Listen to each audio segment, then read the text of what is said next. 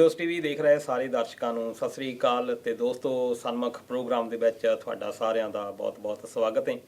ਤੇ ਅੱਜ ਬੜੀ ਖੁਸ਼ੀ ਦੀ ਗੱਲ ਹੈ ਕਿ ਇੰਡੋਸ ਟੀਵੀ ਦੇ ਵਿਹੜੇ ਅੱਜ ਪੰਜਾਬੀ ਦੇ ਸਾਹਿਤਕ ਹਲਕਿਆਂ ਦੇ ਵਿੱਚ ਜਾਣੇ ਪਛਾਣੇ ਨਾਮ ਪ੍ਰੋਫੈਸਰ ਹਰਪਾਲ ਸਿੰਘ ਪੰਨੂ ਸਾਹਿਬ ਸਾਡੇ ਦਰਮਿਆਨ ਹਾਜ਼ਰ ਨੇ ਤੇ ਅੱਜ ਅਸੀਂ ਉਹਨਾਂ ਦੇ ਨਾਲ ਗੱਲਬਾਤ ਕਰਾਂਗੇ ਤੇ ਸਵਾਗਤ ਹੈ ਤੁਹਾਡਾ। ਸਤਿ ਸ੍ਰੀ ਅਕਾਲ। ਬਹੁਤ ਬਹੁਤ ਮਿਹਰਬਾਨੀ ਤੁਹਾਡੀ। ਮੈਂ ਇਸ ਟੀਵੀ ਚੈਨਲ ਦੇ ਦਰਸ਼ਕਾਂ ਦੇ ਸਾਹਮਣੇ ਪਹਿਲੀ ਵਾਰੀ ਹਾਜ਼ਰ ਹੋਇਆ। ਸਾਰਿਆਂ ਦਾ ਸ਼ੁਕਰਾਨਾ, ਤੁਹਾਡਾ ਵੀ ਦਰਸ਼ਕਾਂ ਦਾ ਜੀ।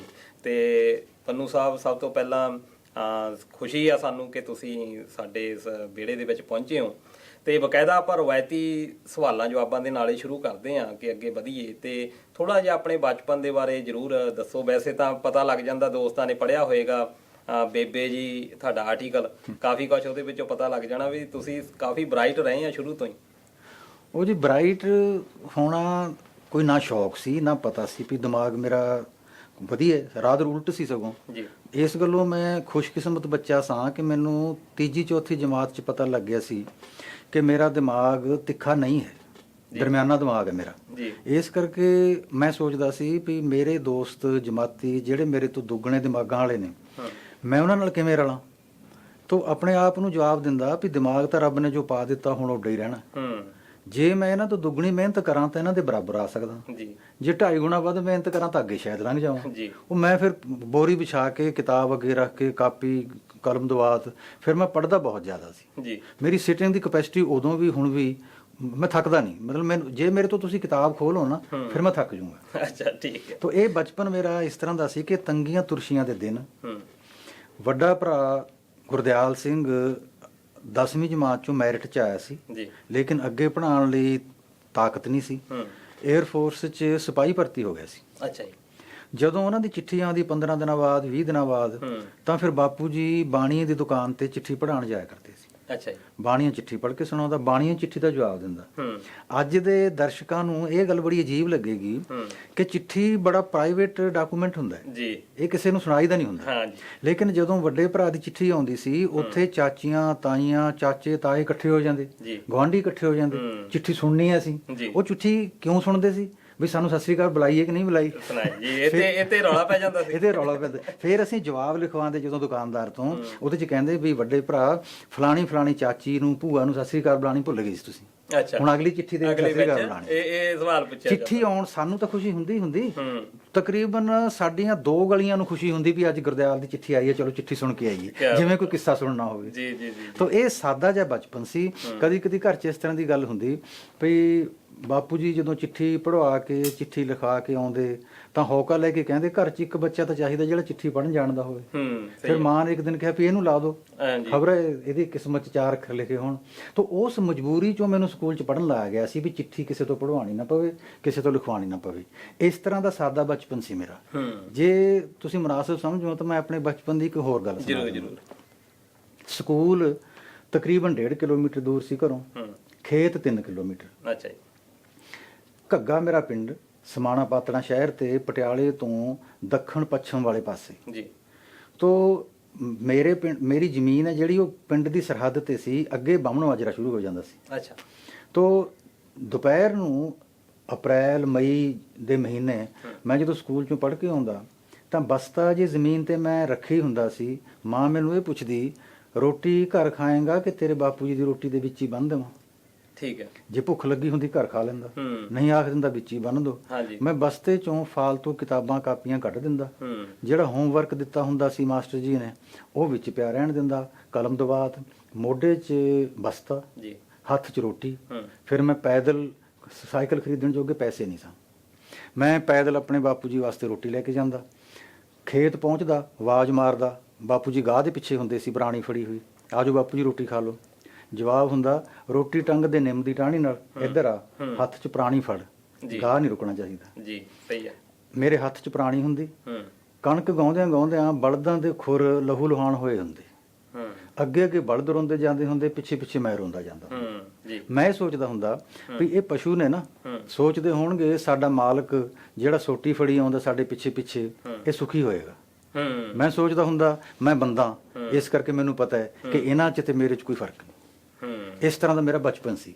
ਇੱਕ ਦਿਨ ਮੈਂ ਦੇਖਿਆ ਕਿ ਬਾਪੂ ਜੀ ਮੇਰੇ ਚਾਚਿਆਂ ਨਾਲ ਕੁਝ ਹੱਸ ਕੇ, ਕੁਝ ਖੁਸ਼ ਮੂਡ 'ਚ ਗੱਲਾਂ ਕਰ ਰਹੇ ਨੇ।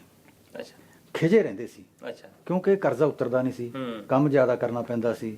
ਖੁਸ਼ੀ ਦਾ ਕੋਈ ਆਲਾ ਦੁਆਲਾ ਖੁਸ਼ੀ ਦਾ ਹੈ ਨਹੀਂ ਸੀ। ਜੀ। ਇੱਕ ਦਿਨ ਇਸ ਤਰ੍ਹਾਂ ਦਾ ਕੋਈ ਸਬੱਬ ਬਣਿਆ, ਮੈਂ ਦੇਖਿਆ ਖੁਸ਼ ਨੇ ਅੱਜ, ਮੈਂ ਮੌਕਾ ਉਠਾਇਆ, ਮੈਂ ਫਾਇਦਾ ਉਠਾਇਆ ਇਸ ਮੌਕੇ ਦਾ। ਮੈਂ ਕਿਹਾ ਬਾਪੂ ਜੀ, ਜਿੰਨਾ ਮੈਨੂੰ ਪੜ੍ਹਨ ਲਈ ਸਮਾਂ ਚਾਹੀਦਾ ਉਹਨਾਂ ਨਹੀਂ ਮਿਲਦਾ। ਜੇ ਮੈਨੂੰ ਉਹਨਾਂ ਸਮਾਂ ਦਿਓ ਤਾਂ ਮੈਂ ਬਾਣੀਆਂ ਦੇ ਬੱਚਿਆਂ ਤੋਂ ਅੱਗੇ ਲੰਘ ਸਕਦਾ। ਅੱਛਾ। ਉਹ ਸਾਰੇ ਹੱਸਣ ਲੱਗੇ। ਉਹ ਕਹਿਣ ਲੱਗੇ ਜੱਟ ਕੀ ਰਲਣਗੇ ਬਾਣੀਆਂ ਨਾਲ। ਉਹ ਭਾਈ ਤੂੰ ਚਿੱਠੀ ਲਿਖਣ ਜੋਗਾ ਹੋ ਜਾਏਗਾ, ਠੀਕ ਹੈ, ਬਸ ਤੂੰ ਮੁਕਾਬਲੇ ਕਰਨੇ ਛੱਡ ਦਿਓ। ਤਾਂ ਜੰਮਦੇ ਹੀ ਹਿਸਾਬ ਪੜ੍ਹਨ ਲੱਗ ਜਾਂਦੇ ਨੇ ਜੀ, ਆਪਾਂ ਉਹਨਾਂ ਨਾਲ ਮੁਕਾਬਲਾ ਨਹੀਂ ਕਰ ਸਕਦੇ। ਮੇਰਾ ਚਾਚਾ ਕਹਿੰਦਾ ਬਾਪੂ ਜੀ ਨੂੰ, ਬਾਈ ਜੀ ਆਪਾਂ 1 ਸਾਲ ਦੇਖ ਲੈਣੇ ਇਹਨੂੰ, ਜੇ ਸਾਰਿਆਂ ਤੋਂ ਅੱਗੇ ਨਾ ਲੰਘੇ ਆਪਾਂ ਹਟਾ ਲਾਂਗੇ। ਸਹੀ ਹੈ। ਉਦੋਂ ਮੈਂ 5ਵੀਂ ਜਮਾਤ 'ਚ ਹੋਇਆ ਹੀ ਸੀ। ਯਾਨੀ ਤੁਹਾਡੇ ਤੇ ਤਜਰਬਾ ਹੀ ਕੀਤਾ। ਯਾਨੀ ਮੈਂ ਇਹ ਸੋਚਦਾ ਕਿ ਹਟਾਇਆ ਜਾਂਦਾ ਪੜ੍ਹਨ ਨੂੰ ਉਹਨਾਂ ਬੱਚਿਆਂ ਨੂੰ ਜਿਹੜੇ ਫੇਲ ਹੋਣ ਲੱਗ ਜਾਣ। ਮੇਰੇ ਤੇ ਸ਼ਰਤ ਲੱਗੀ ਜੇ ਸਾਰਿਆਂ ਤੋਂ ਅੱਗੇ ਨਾ ਲੰਘੇ ਇਹਨੂੰ ਹਟਾ ਲਾਂਗੇ ਜੀ। ਸਹੀ ਹੈ। ਮੈਂ ਸਾਂ ਉਦੋਂ 5ਵੀਂ ਕਲਾਸ 'ਚ ਹੋਇਆ ਜੀ। ਮੇਰੇ ਪਿੰਡ ਦਾ ਸਕੂਲ ਸੀ 8ਵੀਂ ਦਾ। ਆਲੇ ਦੁਆਲੇ 13 ਪਿੰਡ ਸਨ ਪ੍ਰਾਇਮਰੀ ਦੇ। ਤੋਂ ਪ੍ਰਾਇਮਰੀ ਦੇ ਸਕੂਲਾਂ ਦੇ ਬੱਚੇ ਮੇਰੇ ਪਿੰਡ ਸੈਂਟਰ ਹੁੰਦਾ, ਇੱਥੇ ਇਮਤਿਹਾਨ ਦੇਣ ਆਇਆ ਕਰਦੇ। ਅੱਜ ਦੇ ਬੱਚਿਆਂ ਨੂੰ ਤੇ ਅੱਜ ਦੇ ਅਧਿਆਪਕਾਂ ਨੂੰ ਇਹ ਗੱਲ ਥੋੜ੍ਹੀ ਜਿਹੀ ਅਜੀਬ ਲੱਗੇਗੀ ਕਿ ਸਾਡੇ 5ਵੀਂ ਜਮਾਤ ਦੇ ਪਰਚੇ ਡਿਸਟ੍ਰਿਕਟ ਐਜੂਕੇਸ਼ਨ ਆਫਿਸਰ ਦੇ ਦਫ਼ਤਰੋਂ ਛਪ ਕੇ ਆਉਂਦੇ ਹੁੰਦੇ ਸੀ ਜੀ। 10 ਦਿਨਾਂ ਵਾਸਤੇ ਬਾਹਰਲਾ ਸਟਾਫ ਪੇਪਰ ਲੈਣ ਆਉਂਦਾ, ਉਹੀ ਸਟਾਫ ਉੱਥੇ ਰਹੇਗਾ, ਉਹਨੇ ਦਿਨ ਪੇਪਰ ਦੇਖੇਗਾ, ਰਿਜ਼ਲਟ ਡਿਕਲੇਅਰ ਕਰੇਗਾ। ਸਾਡਾ ਸਟਾਫ ਸੀ ਜਿਹੜਾ ਬਾਹਰ ਡਿਊਟੀ ਤੇ ਜਾਂਦਾ ਜੀ। ਲੋ ਜੀ, ਮੈਨੂੰ 1 ਸਾਲ ਦਾ ਸਮਾਂ ਮਿਲ ਗਿਆ ਤੇ ਮੈਂ ਖੇਤ ਤੋਂ ਭਗੌੜਾ ਹੋਣਾ ਚਾਹੁੰਦਾ ਸੀ। ਮੈਨੂੰ ਖੇਤ ਦੇ ਸਖਤ ਕੰਮ ਕਰਨੇ ਪਸੰਦ ਨਹੀਂ ਸਨ। ਹੁਣ ਵੀ ਜਦੋਂ ਮੈਂ ਪੜ੍ਹਦਾ ਨਾ, ਕਿਤੇ ਵੀ ਕੋਈ ਕਵੀ ਲਿਖਦਾ ਕਵਿਤਾ, ਆ ਜਾ ਮੇਰੇ ਪਿੰਡਾਂ ਦੀ ਬਹਾਰ ਦੇਖ ਲੈ, ਉਹ ਮੈਨੂੰ ਲੱਗਦਾ ਵੀ ਇਹਨੇ ਖੇਤਾਂ 'ਚ ਕੰਮ ਨਹੀਂ ਨਾ ਕਦੀ ਕੀਤਾ। ਜੇ ਕਦੀ ਮੈਨੂੰ ਇਹ ਲੱਗਦਾ ਹੁੰਦਾ ਸੀ ਵੀ ਦੁਕਾਨ 'ਚ ਬੈਠਾ ਬਾਣੀਆਂ ਕੋਈ ਕੰਮ ਨਹੀਂ ਕਰਦਾ, ਕਿਉਂਕਿ ਛਾਂ 'ਚ ਬੈਠਾ। ਜਿਹੜੇ ਸਕੂਲ 'ਚ ਮਾਸਟਰ ਜੀ ਸਾਨੂੰ ਪੜ੍ਹਾ ਰਹੇ ਨੇ ਕੋਈ ਕੰਮ ਨਹੀਂ ਕਰਦੇ। ਕੰਮ ਤਾਂ ਮਜ਼ਦੂਰ ਤੇ ਕਿਸਾਨ ਖੇਤ 'ਚ ਕਰਦੇ ਨੇ, ਇਹ ਕੰਮ ਹੁੰਦਾ ਹੈ। ਤਾਂ ਮੈਂ ਸੋਚਦਾ ਸੀ ਵੀ ਇਹ ਕੰਮ ਹੈ ਜਿਹੜਾ ਨਾ ਮੇਰਾ ਇਹਦੇ ਤੋਂ ਛੁਟਕਾਰਾ ਹੋ ਜੇ ਜੀ, ਫਿਰ ਮੈਂ ਰੱਬ ਦਾ ਸ਼ੁਕਰਾਨਾ ਕਰਾਂ। ਤਾਂ ਹੋਇਆ ਕੀ ਜੀ, ਮੈਨੂੰ ਹੌਸਲਾ ਹੋ ਗਿਆ। ਮੈਂ ਕਿਹਾ ਬਾਪੂ ਜੀ, ਰੋਟੀ ਤਾਂ ਮੈਂ ਹੀ ਲੈ ਕੇ ਆਣੀ ਹੈ ਤੁਹਾਡੀ, ਤੁਹਾਡੀਆਂ ਨਜ਼ਰਾਂ 'ਚ ਰਹੂੰਗਾ ਮੈਂ। ਨਾ ਮੈਂ ਬੰਟੇ ਖੇਲਾਂ, ਨਾ ਤਾਸ਼ ਖੇਡਾਂ, ਨਾ ਕੌਡੀਆਂ ਖੇਡਾਂ। ਮੈਂ ਜਿੰਨਾ ਚਿਰ ਮੇਰਾ ਹੋਮਵਰਕ ਨਹੀਂ ਹੁੰਦਾ ਉਹਨਾਂ ਚਿਰ ਮੈਂ ਬੈਠਾ ਰਹਾ, ਮੈਨੂੰ ਛੇੜੇ ਨਾ। ਇਹ ਵੀ ਮੈਨੂੰ ਪਤਾ ਹੈ ਵੀ ਦਿਨ ਢਲੇ ਮੈਂ ਪਸ਼ੂ ਚਾਰਨੇ ਨੇ, ਇਹ ਮੇਰੀਆਂ ਡਿਊਟੀਆਂ ਦਾ ਮੈਨੂੰ ਪਤਾ, ਇਹ ਨਿਭਾਉਂਗਾ ਮੈਂ। ਪਰ ਜਦੋਂ ਮੈਂ ਕਿਤਾਬਾਂ ਕਾਪੀਆਂ ਲੈ ਕੇ ਬੈਠਾ ਹਾਂ ਉਦੋਂ ਨਾ ਮੈਨੂੰ ਕੋਈ ਛੇੜੇ। ਮੈਨੂੰ 1 ਸਾਲ ਦੀ ਆਗਿਆ ਮੇਰੀ। ਮੈਂ ਰੱਟੇਬਾਜ਼ ਹਾਂ। ਮੈਨੂੰ ਜਦੋਂ ਕੋਈ ਮਾਸਟਰ ਜੀ ਜਾਂ ਕਾਲਜ 'ਚ ਪ੍ਰੋਫੈਸਰ ਸਾਹਿਬ ਕਹਿੰਦੇ ਨੇ ਬੱਚਿਓ ਰੱਟਾ ਨਾ ਲਾਇਆ ਕਰੋ, ਸਮਝ ਕੇ ਪੜ੍ਹੋ, ਮੈਂ ਡਰ ਜਾਂਦਾ ਵੀ ਇਹ ਇਸ ਤਰ੍ਹਾਂ ਤਾਂ ਮੈਂ ਫੇਲ ਹੋ ਜਾਊਂਗਾ। ਅੱਛਾ। ਮੈਂ ਇਹ ਸੋਚਦਾ ਵੀ 1469, 1539, 1666, 1699, 1708, 1857, 1947, ਇਹਦੇ 'ਚ ਸਮਝਣ ਵਾਲੀ ਕੀ ਗੱਲ ਹੈ? ਸਮਝਣੇ, ਹਾਂ, ਸਹੀ ਹੈ। ਭਈ ਹੁਮਾਯੂੰ ਦਾ ਪਿਓ ਕੌਣ ਸੀ ਤੇ ਉਹਦਾ ਉੱਤਰਾਧਿਕਾਰੀ ਕੌਣ ਸੀ, ਕਿਹੜੀਆਂ ਕਿਹੜੀਆਂ ਜੰਗਾਂ ਯੁੱਧਾਂ 'ਚ ਉਹ ਸ਼ਾਮਲ ਹੋਇਆ, ਇਹ ਤਾਂ ਰੱਟੇ ਲਾਣੇ ਪੈਣਗੇ। ਰੱਟੇ ਲਾਉਣੇ ਪੈਣੇ, ਹਾਂ। ਤਾਂ ਮੈਂ ਰੱਟੇ 'ਚ ਕਾਮਯਾਬ ਸੀ ਪੂਰਾ ਜੀ। ਅੱਛਾ ਜੀ। ਜੇ ਮਤਲਬ ਬੱਚੇ ਤਾਂ ਲੇਖਾਂ ਨੂੰ ਜਾਂ ਗੀਤਾਂ ਨੂੰ ਰੱਟੇ ਲਾਉਂਦੇ, ਮੈਂ ਤਾਂ ਕਹਾਣੀ ਨੂੰ ਵੀ ਰੱਟਾ ਲਾਉਂਦਾ ਸੀ। ਜਿਹੜੀ ਚੀਜ਼ ਮੈਨੂੰ ਮੈਂ ਰੱਟਾ ਨਾ ਲਾਉਂਦਾ ਮੈਨੂੰ ਤਸੱਲੀ ਨਹੀਂ ਹੁੰਦੀ ਸੀ। ਇਮਤਿਹਾਨ ਹੋਏ ਜੀ, 14 ਪਿੰਡਾਂ ਦੇ ਬੱਚੇ ਬੈਠੇ, ਪੇਪਰ ਵੰਡਿਆ ਜਾਂਦਾ, ਹੇਠ ਲਿਖੇ 7 ਸਵਾਲਾਂ ਵਿੱਚੋਂ 5 ਹੱਲ ਕਰੋ। 7 ਦੇ 7 ਹੱਲ ਕਰ ਦਿੰਦਾ। ਅੱਛਾ। ਮੈਂ ਮੈਦਾ ਬਣਾ ਦਿੱਤਾ ਸੀ ਕਿਤਾਬਾਂ ਦਾ। ਤਾਂ ਉਹ ਜਦੋਂ ਰਿਜ਼ਲਟ ਡਿਕਲੇਅਰ ਹੋਇਆ ਮੈਂ 14 ਪਿੰਡਾਂ 'ਚ ਟੌਪ ਕਰ ਗਿਆ। ਅੱਛਾ। ਮੈਂ ਇੰਨਾ ਖੁਸ਼ ਹੋਇਆ ਕਿ ਰਿਜ਼ਲਟ ਸੁਣ ਕੇ ਘਰ ਆਉਣ ਦੀ ਬਜਾਏ ਸਕੂਲ 'ਚੋਂ ਸਿੱਧਾ ਖੇਤ ਦੌੜਿਆ। ਬਾਪੂ ਜੀ ਨੂੰ, ਚਾਚਿਆਂ ਨੂੰ ਗੱਲ ਦੱਸੀ, ਸਾਰਿਆਂ ਨੇ ਸ਼ਾਬਾਸ਼ ਦਿੱਤੀ, ਖੁਸ਼ ਹੋਏ। ਫਿਰ ਬਾਪੂ ਜੀ ਕਹਿੰਦੇ ਰੋਟੀ ਕਿੱਥੇ? ਮੈਂ ਖੁਦ ਮੈਂ ਭੁੱਲਿਆ। ਅੱਛਾ ਜੀ। ਕਹਿੰਦੇ ਜਾ ਥੱਪੜ ਲੱਗੂ ਤੇਰੇ, ਜਾ ਭੱਜ ਜਾ ਰੋਟੀ ਲੈ ਕੇ ਆ। ਦੌੜਿਆ ਦੌੜਿਆ ਸਕੂਲ 'ਚੋਂ ਖੇਤ, ਖੇਤੋਂ ਦੌੜਿਆ ਦੌੜਿਆ ਘਰ, ਘਰੋਂ ਦੌੜਿਆ ਦੌੜਿਆ ਫਿਰ ਖੇਤ। ਇਹ 3 ਦੌੜਾਂ ਨਹੀਂ ਮੈਂ ਲਾਈਆਂ, ਹੁਣ ਤੱਕ ਦੌੜ ਰਿਹਾ। ਉਦੋਂ ਮੇਰੀ ਦੌੜ ਸ਼ੁਰੂ ਹੋਈ। ਮੈਨੂੰ ਐਂ ਲੱਗਿਆ ਕਿ ਆਮ ਅਨਪੜ੍ਹ ਮਾਪਿਆਂ ਦਾ ਇੱਕ ਸਧਾਰਨ ਬੁੱਧੀ ਬੱਚਾ ਜਿਹਨੂੰ ਪਤਾ ਹੈ ਕਿ ਉਹਦੀ ਅਕਲ ਤਿੱਖੀ ਨਹੀਂ ਹੈ, ਉਹ ਬਾਕੀਆਂ ਤੋਂ ਮਿਹਨਤ ਦੇ ਸਹਾਰੇ ਅੱਗੇ ਜਾ ਸਕਦਾ ਹੈ। ਤਾਂ ਇਹ ਮੇਰੇ ਲਈ ਵੀ ਪ੍ਰੇਰਨਾ ਬਣੀ, ਮੇਰੇ ਕੁਝ ਜਮਾਤੀਆਂ ਲਈ ਵੀ ਪ੍ਰੇਰਨਾ ਬਣੀ। ਮੈਂ ਫਿਰ ਯੂਨੀਵਰਸਿਟੀ ਇਮਤਿਹਾਨਾਂ ਤੱਕ ਕਿਸੇ ਨੂੰ ਅੱਗੇ ਨਹੀਂ ਲੰਘਣ ਦਿੱਤਾ।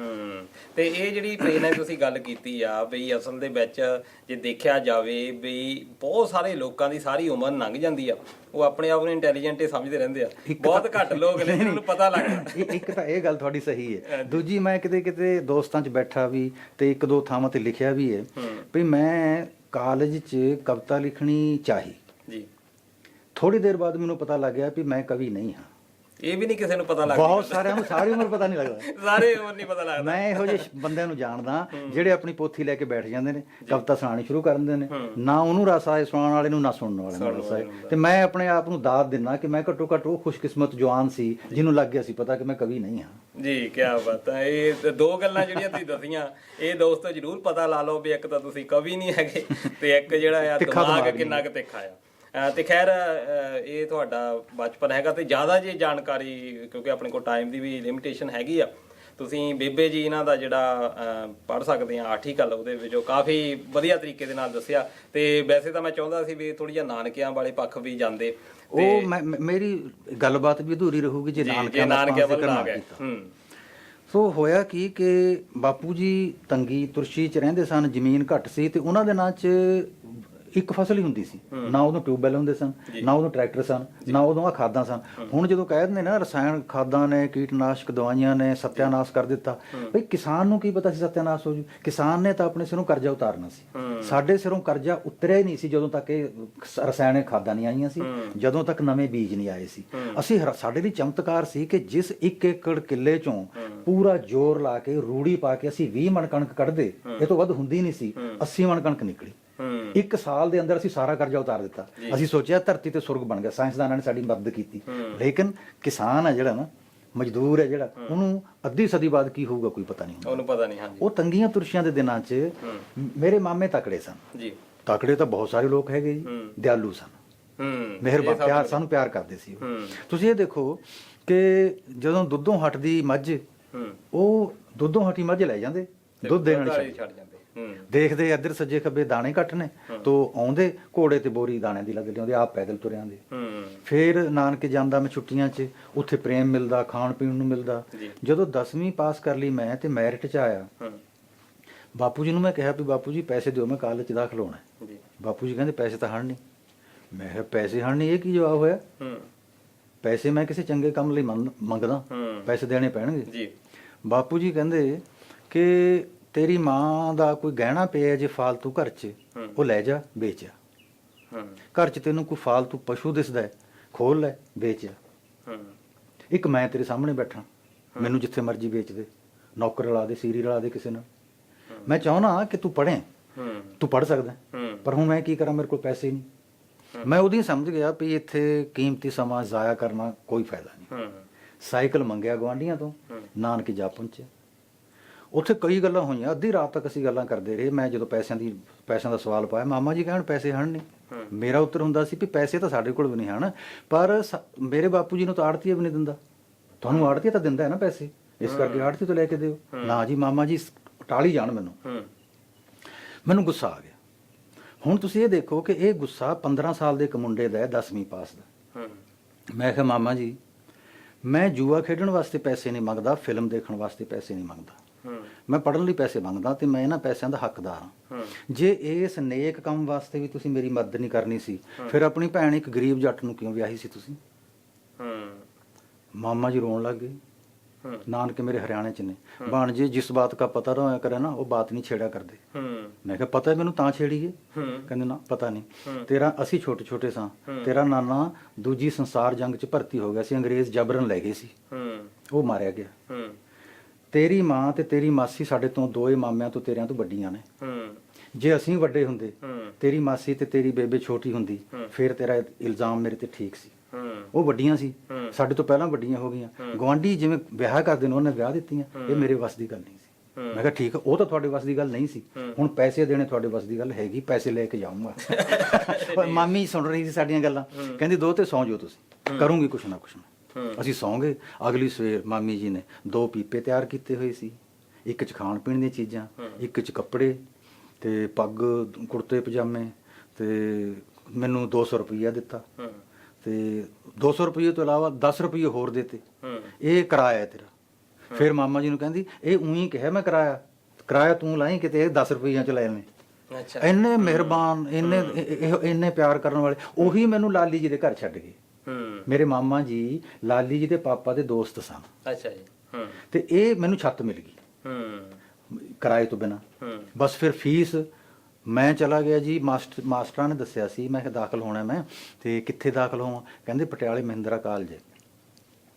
ਮੈਨੂੰ ਫਿਰ ਉਹਨਾਂ ਨੇ ਦੱਸਿਆ ਵੀ ਪ੍ਰਿੰਸੀਪਲ ਸਾਹਿਬ ਨੂੰ ਮਿਲ ਲਈ, ਉਹਨੂੰ ਦੱਸਦੀ ਉਹਨਾਂ ਨੂੰ ਵੀ ਮੇਰੇ ਕੋਲ ਪੈਸੇ ਨਹੀਂ ਤਾਂ ਉਹ ਫੀਸ ਮਾਫ ਕਰ ਦੇਣਗੇ ਜੀ। ਮੈਂ ਜੀ ਪੁੱਛਾ ਕੇ ਕਿੱਥੇ ਉਤਰਾਂ, ਕਹਿੰਦੇ ਰਜਿੰਦਰਾ ਹਸਪਤਾਲ ਦੀ ਚੁੰਗੀ ਤੇ ਉਤਰ ਜੀ। ਉੱਥੇ ਉਤਰਿਆ ਮੈਂ, ਮੇਰੇ ਬਸਤੇ 'ਚ 4 ਸਰਟੀਫਿਕੇਟ, 5ਵੀਂ 8ਵੀਂ 10ਵੀਂ ਤਿੰਨਾਂ 'ਚੋਂ ਵਜ਼ੀਫਾ ਲੱਗਿਆ ਹੋਇਆ, ਇੱਕ ਕਰੈਕਟਰ ਸਰਟੀਫਿਕੇਟ, ਇਹ 4 ਕਾਗਜ਼ ਮੇਰੇ ਬੈਗ 'ਚ। ਤੇ ਮੈਂ ਉਤਰ ਕੇ ਪੈਦਲ ਮਹਿੰਦਰਾ ਕਾਲਜ ਦਾ ਰਸਤਾ ਪੁੱਛਿਆ, ਫਿਰ ਕਾਲਜ ਪਹੁੰਚਿਆ, ਪ੍ਰਿੰਸੀਪਲ ਸਾਹਿਬ ਦਾ ਦਫ਼ਤਰ ਪੁੱਛਿਆ, ਪ੍ਰਿੰਸੀਪਲ ਸਾਹਿਬ ਦੇ ਦਫ਼ਤਰ ਗਿਆ, ਬਾਹਰ ਸੇਵਾਦਾਰ ਬੈਠਾ ਸੀ। ਮੈਂ ਕਿਹਾ ਮੈਂ ਪ੍ਰਿੰਸੀਪਲ ਸਾਹਿਬ ਨੂੰ ਮਿਲਣਾ। ਉਹ ਕਹਿੰਦਾ ਕੀ ਕੰਮ ਹੈ? ਮੈਂ ਕਿਹਾ ਕੰਮ ਤਾਂ ਪ੍ਰਿੰਸੀਪਲ ਸਾਹਿਬ ਤੱਕ ਹੈ, ਤੇਰੇ ਤੱਕ ਕੀ ਕੰਮ? ਮੈਂ ਅੰਦਰ ਚਿੱਕ ਚੁੱਕਣ ਲੱਗਿਆ, ਉਹ ਕਹਿੰਦਾ ਠਹਿਰ ਜਾ ਓਏ, ਇੰਨਾ ਕਾਲਾ ਨਾ ਹੋਇਆ ਕਰ ਤੂੰ। ਚਿੱਕ ਚੁੱਕ ਕੇ ਉਹਨੇ ਪਹਿਲਾਂ ਅੰਦਰ ਦੇਖਿਆ, ਫਿਰ ਬਾਹਰ ਆਇਆ, ਕਹਿੰਦਾ ਇਕੱਲੇ ਬੈਠੇ ਨੇ ਜਾ। ਮੈਂ ਚਲਾ ਗਿਆ, ਸਤਿ ਸ਼੍ਰੀ ਅਕਾਲ ਬੁਲਾਈ, 4 ਕਾਗਜ਼ ਉਹਨਾਂ ਦੇ ਮੇਜ਼ ਤੇ ਰੱਖ ਦਿੱਤੇ ਤੇ ਕਿਹਾ ਜੀ ਮੇਰੇ ਮਾਪੇ ਅਨਪੜ੍ਹ ਨੇ, ਘਰ 'ਚ ਤੰਗੀ ਹੈ, ਫੀਸ ਭਰਨ ਲਈ ਪੈਸੇ ਨਹੀਂ, ਮੈਨੂੰ ਦਾਖਲਾ ਦਿਓ। ਉਹ ਕਹਿੰਦੇ ਉਹ 22 ਨੰਬਰ ਕਮਰੇ 'ਚ ਦਾਖਲਾ ਕਮੇਟੀ ਬੈਠੀ ਹੈ, ਤੂੰ ਜਾ ਉੱਥੇ ਜਾ, ਮੇਰੇ ਕੋਲ ਕੀ ਕਰਨਾ ਹੈ? ਮੈਂ ਕਿਹਾ ਜੀ ਦਾਖਲਾ ਕਮੇਟੀ ਕੋਲ ਚਲਾ ਗਿਆ, ਜੇ ਮੈਂ ਉਹਨਾਂ ਨੇ ਤਾਂ ਮੈਨੂੰ ਦਾਖਲ ਕਰ ਲੈਣਾ। ਕਹਿੰਦੇ ਫਿਰ ਹੋਰ ਕੀ ਚਾਹੀਦਾ? ਮੈਂ ਕਿਹਾ ਜੀ ਫੀਸ ਮਾਫ ਚਾਹੀਦੀ ਹੈ, ਦਾਖਲਾ ਨਹੀਂ ਮੈਂ ਲੈਣਾ ਇਕੱਲਾ, ਮੈਂ ਫੀਸ ਮਾਫ ਨਾਲ ਦਾਖਲਾ ਲੈਣਾ। ਫਿਰ ਉਹਨਾਂ ਨੇ ਬੈਲ ਮਾਰੀ, ਪੀਐਨ ਨੂੰ ਕਿਹਾ ਡਾਕਟਰ ਨਵਰਤਨ ਕਪੂਰ ਨੂੰ ਬੁਲਾ ਕੇ ਲਿਓ, ਉਹ ਉਸ ਕਮੇਟੀ ਦੇ ਚੇਅਰਮੈਨ ਸਨ ਜਿਹੜੀ ਬੱਚਿਆਂ ਦੀ ਮਦਦ ਕਰਦੀ ਸੀ। ਕਪੂਰ ਸਾਹਿਬ ਆ ਗਏ, ਮੇਰੇ ਸਰਟੀਫਿਕੇਟ ਦੇਖੇ, ਕਹਿੰਦੇ ਪ੍ਰਿੰਸੀਪਲ ਸਾਹਿਬ ਬਹੁਤ ਪੜ੍ਹਾਕੂ ਹੈ ਬੱਚਾ ਇਹ ਆਪਣਾ, ਜਿੰਨੀ ਮਦਦ ਹੋ ਸਕਦੀ ਉਨੀ ਕਰਾਂਗੇ, ਫੀਸ ਸਾਰੀ ਹੋਣੀ ਮਾਫ। ਮੈਨੂੰ ਕਹਿੰਦੇ ਕਿਤਾਬਾਂ ਲੈ ਲਈਆਂ? ਮੈਂ ਕਿਹਾ ਨਾ ਜੀ, ਕਿਤਾਬਾਂ ਮੈਂ ਲੈ ਕੇ ਦੇਵਾਂਗਾ। 2 ਪੈਂਟਾਂ, 2 ਕੁੜਤੇ, ਬੂਟਾਂ ਦੀਆਂ 2 ਜੋੜੀਆਂ, 2 ਪੱਗਾਂ ਸਾਲ 'ਚ ਇੱਕ ਵਾਰੀ ਦਿਆ ਕਰਾਂਗੇ। ਇਹਦੇ ਤੋਂ ਇਲਾਵਾ ਹੋਰ ਕਿਸੇ ਚੀਜ਼ ਦੀ ਲੋੜ ਹੋਵੇ ਕਿਤੇ ਨਹੀਂ ਜਾਣਾ, ਮੇਰੇ ਕੋਲ ਆਉਣਾ। ਮੈਂ ਕਿਹਾ ਜੀ ਜ਼ਰੂਰ। ਪ੍ਰਿੰਸੀਪਲ ਸਾਹਿਬ ਕਹਿੰਦੇ ਖੁਸ਼ ਹੈ? ਮੈਂ ਕਿਹਾ ਜੀ ਮੈਂ ਰੱਬ ਦਾ ਸ਼ੁਕਰਾਨਾ ਕਰਦਾ, ਮੈਂ ਇਹ ਮੰਗਿਆ ਨਹੀਂ ਸੀ, ਮੈਨੂੰ ਪਤਾ ਵੀ ਨਹੀਂ ਸੀ ਇਹ ਕੁਝ ਮਿਲ ਜੂਗਾ। ਪ੍ਰਿੰਸੀਪਲ ਸਾਹਿਬ ਕਹਿੰਦੇ ਬਸ ਇੰਨਾ ਖਿਆਲ ਰੱਖੀ, ਜਿਵੇਂ ਸਕੂਲ 'ਚ ਪੜ੍ਹਦਾ ਸੀ ਤੂੰ, ਜੇ ਹੁਣ ਕਾਲਜ 'ਚ ਨਾ ਪੜ੍ਹਿਆ ਹੋਣਾ ਜਾਂ ਸ਼ਰਾਰਤਾਂ ਕਰਨ ਲੱਗ ਗਿਆ, ਫਿਰ ਅਸੀਂ ਘਰ ਚਿੱਠੀ ਵੀ ਲਿਖ ਦਿੰਦੇ ਹੁੰਦੇ ਹਾਂ। ਮੈਂ ਕਿਹਾ ਚਿੱਠੀਆਂ ਤਾਂ ਚਾਹੇ 10 ਲਿਖ ਦਿਓ ਜੀ, ਪੜ੍ਹ ਕੇ ਤਾਂ ਮੈਂ ਸੁਣਾਊਂਗਾ, ਸਾਡੀ ਚਿੱਠੀ ਤਾਂ ਪੜ੍ਹਨੀ ਨਹੀਂ ਆਉਂਦੀ ਕਿਸੇ ਨੂੰ। ਤਾਂ ਫਿਰ ਮੈਨੂੰ ਕਹਿੰਦੇ ਪ੍ਰਿੰਸੀਪਲ ਸਾਹਿਬ ਜੇ ਅਸੀਂ ਤੇਰੀ ਮਦਦ ਨਾ ਕਰਦੇ ਫਿਰ ਤੂੰ ਕੀ ਕਰਦਾ?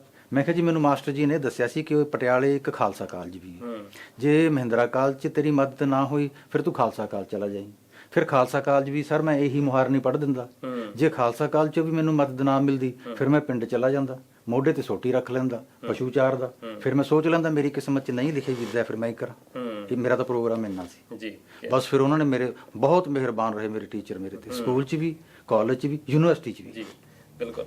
ਤੇ ਇੱਕ ਉਹ ਬਿਰਤਾਂਤ ਥੋੜਾ ਜਿਹਾ ਜ਼ਰੂਰ ਦੱਸ ਦਿਓ ਜਦੋਂ ਤੁਹਾਡੇ ਮਾਮਾ ਜੀ ਘਰ ਆਏ, ਕਿਉਂਕਿ ਮੈਨੂੰ ਲੱਗਦਾ ਵੀ ਉਹਦੇ ਬਿਨਾਂ ਵੀ ਅਧੂਰੀ ਆ, ਕਿ ਉਹਨਾਂ ਨੇ ਕਿਹਾ ਵੀ ਬੇਬੇ ਨਾਨਕੀ ਤਾਂ ਹੋ ਸਕਦੀ ਆ।